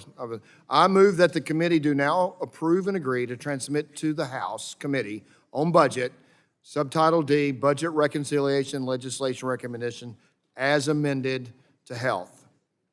Okay, so we got a roll call this one and one more roll call on this. So a roll call has been requested and the clerk will call the roll. Mr. Latta. Mr. Latta votes aye. Mr. Griffith. Mr. Griffith votes aye. Mr. Bilirakis. Mr. Bilirakis votes aye. Mr. Hudson. Mr. Hudson votes aye. Mr. Carter of Georgia. Mr. Carter of Georgia votes aye. Mr. Palmer. Mr. Palmer votes aye. Mr. Dunn. Mr. Dunn votes aye. Mr. Crenshaw. Mr. Crenshaw votes aye. Mr. Joyce. Mr. Joyce votes aye. Mr. Weber. Mr. Weber votes aye. Mr. Allen. Mr. Allen votes aye. Mr. Balderson. Mr. Balderson votes aye. Mr. Fulcher. Mr. Fulcher votes aye. Mr. Fluger. Mr. Fluger votes aye. Mrs. Harshbarger.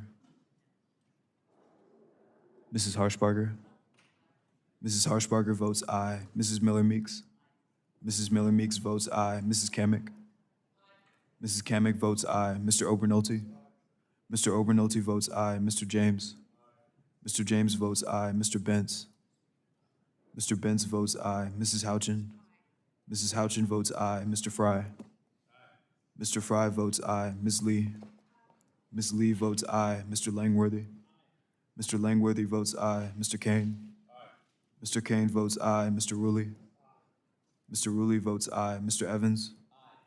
Mr. Evans votes aye. Mr. Goldman? Mr. Goldman votes aye. Mrs. Fedorchak? Mrs. Fedorchak votes aye. Mr. Pallone? Mr. Pallone votes no. Ms. DeGette?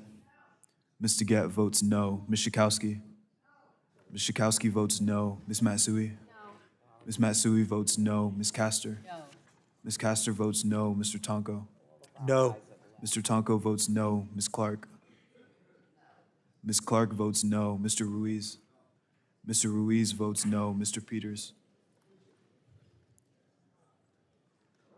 Mr. Peters votes no. Mrs. Dingle? Mrs. Dingle votes no. Mr. Veazey? Mr. Veazey votes no. Ms. Kelly? Ms. Kelly votes no. Ms. Badigan? Ms. Badigan votes no. Mr. Soto? Mr. Soto votes no. Ms. Schreier? Ms. Schreier votes no. Ms. Trahan? Ms. Trahan votes no. Ms. Fletcher?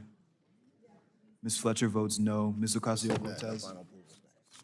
Ms. Ocasio-Cortez votes no. Mr. Auchincloss? Mr. Auchincloss votes no. Mr. Carter of Louisiana? Mr. Carter of Louisiana votes no. Mr. Menendez? Mr. Menendez votes no. Mr. Mullen?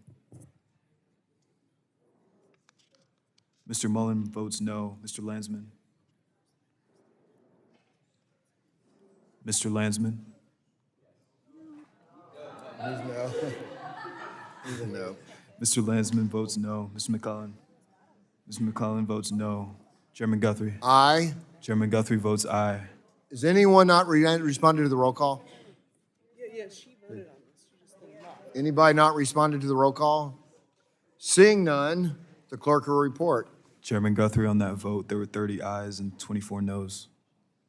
The ayes have it, and the motion is agreed to. So we have one final roll call vote. Before we close, I just would like to take a moment to say thank you to Phil Swagel, the director of the CBO, along with his team and analysts that we went through quite often. I would like to offer special thanks to Warren Burke, the Legislative Counsel of the House of Representatives, and his staff attorneys who provided extensive support. The exceptional staff for CBO and the Office of Legislative Counsel plays a fundamental role in the legislative process, and we could not have done it without them.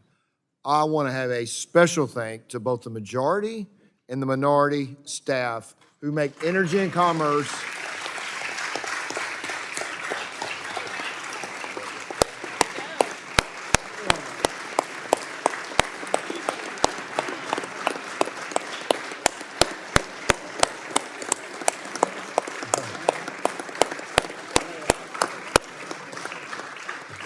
Energy and Commerce has the best members on both sides of the aisle, but we absolutely have the best staff on both sides of the aisle.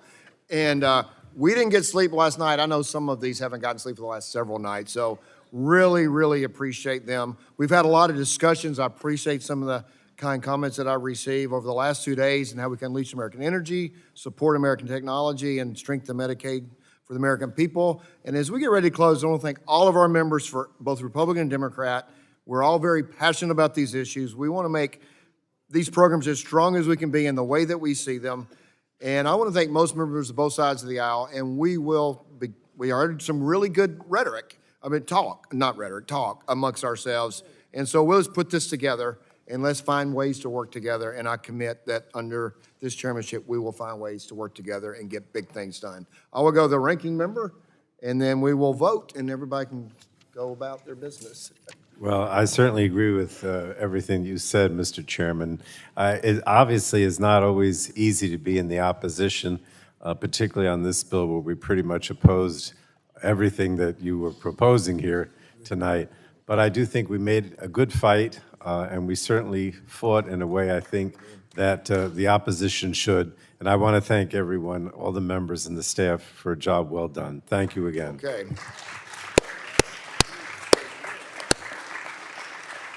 So the moment we've all been waiting for the last 26 hours and 24 minutes. I move that the committee do now transmit the recommendations of this subcommittee, approved as subtitles A, Energy, B, Environment, C, Communications, and D, Health, as amended, and all appropriate accompanying materials, including supplemental, minority, additional, or dissenting views to the House Committee on Budget in order to comply with the reconciliation directive included in Section 2001 of the concurrent resolution on the budget for fiscal year 2025, H. Con Res. 14, and consistent with the Section 310 of the Congressional Budget and Impoundment Control Act of 1974. A roll call has been requested, and the clerk will call the roll. Mr. Latta. Aye. Mr. Latta votes aye. Mr. Griffith. Aye. Mr. Griffith votes aye. Mr. Bilirakis. Aye. Mr. Bilirakis votes aye. Mr. Hudson. Mr. Hudson votes aye. Mr. Carter of Georgia. Aye. Mr. Carter of Georgia votes aye. Mr. Palmer. Mr. Palmer votes aye. Mr. Dunn. Mr. Dunn votes aye. Mr. Crenshaw. Mr. Crenshaw votes aye. Mr. Joyce. Mr. Joyce votes aye. Mr. Weber. Mr. Weber votes aye. Mr. Allen. Mr. Allen votes aye. Mr. Balderson. Mr. Balderson votes aye. Mr. Fulcher. Mr. Fulcher votes aye. Mr. Pfluger. Mr. Pfluger votes aye. Mrs. Harshbarger. Mrs. Harshbarger votes aye. Mrs. Miller-Meeks. Mrs. Miller-Meeks votes aye. Mrs. Kamick. Mrs. Kamick votes aye. Mr. Obernolte. Mr. Obernolte votes aye. Mr. James. Mr. James votes aye. Mr. Benz. Mr. Benz votes aye. Mrs. Houchin. Mrs. Houchin votes aye. Mr. Fry. Mr. Fry votes aye. Ms. Lee. Ms. Lee votes aye. Mr. Langworthy. Mr. Langworthy votes aye. Mr. Kane. Mr. Kane votes aye. Mr. Ruley. Mr. Ruley votes aye. Mr. Evans. Mr. Evans votes aye. Mr. Goldman. Mr. Goldman votes aye. Mrs. Fedorchak. Mrs. Fedorchak votes aye. Mr. Pallone. Mr. Pallone votes no. Ms. DeGette. Ms. DeGette votes no. Ms. Schakowsky. Ms. Schakowsky votes no. Ms. Matsui. Ms. Matsui votes no. Ms. Castor. Ms. Castor votes no. Mr. Tonko. Mr. Tonko votes no. Ms. Clark. Ms. Clark votes no. Mr. Ruiz. Mr. Ruiz votes no. Mr. Peters. Mr. Peters votes no. Mrs. Dingle. Mrs. Dingle votes no. Mr. Veazey. Mr. Veazey votes no. Ms. Kelly. Ms. Kelly votes no. Ms. Bradagan. Ms. Bradagan votes no. Mr. Soto. Mr. Soto votes no. Ms. Schreier. Ms. Schreier votes no. Ms. Strahan. Ms. Strahan votes no. Ms. Fletcher. Ms. Fletcher votes no. Ms. Ocasio-Cortez. Ms. Ocasio-Cortez votes no. Mr. Auchincloss. Mr. Auchincloss votes no. Mr. Carter of Louisiana. Mr. Carter of Louisiana votes no. Mr. Menendez. Mr. Menendez votes no. Mr. Mullen. Mr. Mullen votes no. Mr. Landsman. Mr. Landsman votes no. Ms. McClellan. Ms. McClellan votes no. Chairman Guthrie. Aye. Chairman Is Guthrie anyone votes here aye. seeking to answer the roll call? Seeing none on the Republican side, any on the Democrat side? Seeing none, the clerk will report. Chairman Guthrie, on that vote, there were 30 ayes and 24 noes. The ayes have it, and the motion to transmit is agreed to. Thank you. Without objection, staff is authorized to make technical and conforming changes to the matters considered by the committee today. So ordered. There is birthday cake from our 71-year-old friend from Alabama, so feel free. Without objection, the committee stands adjourned.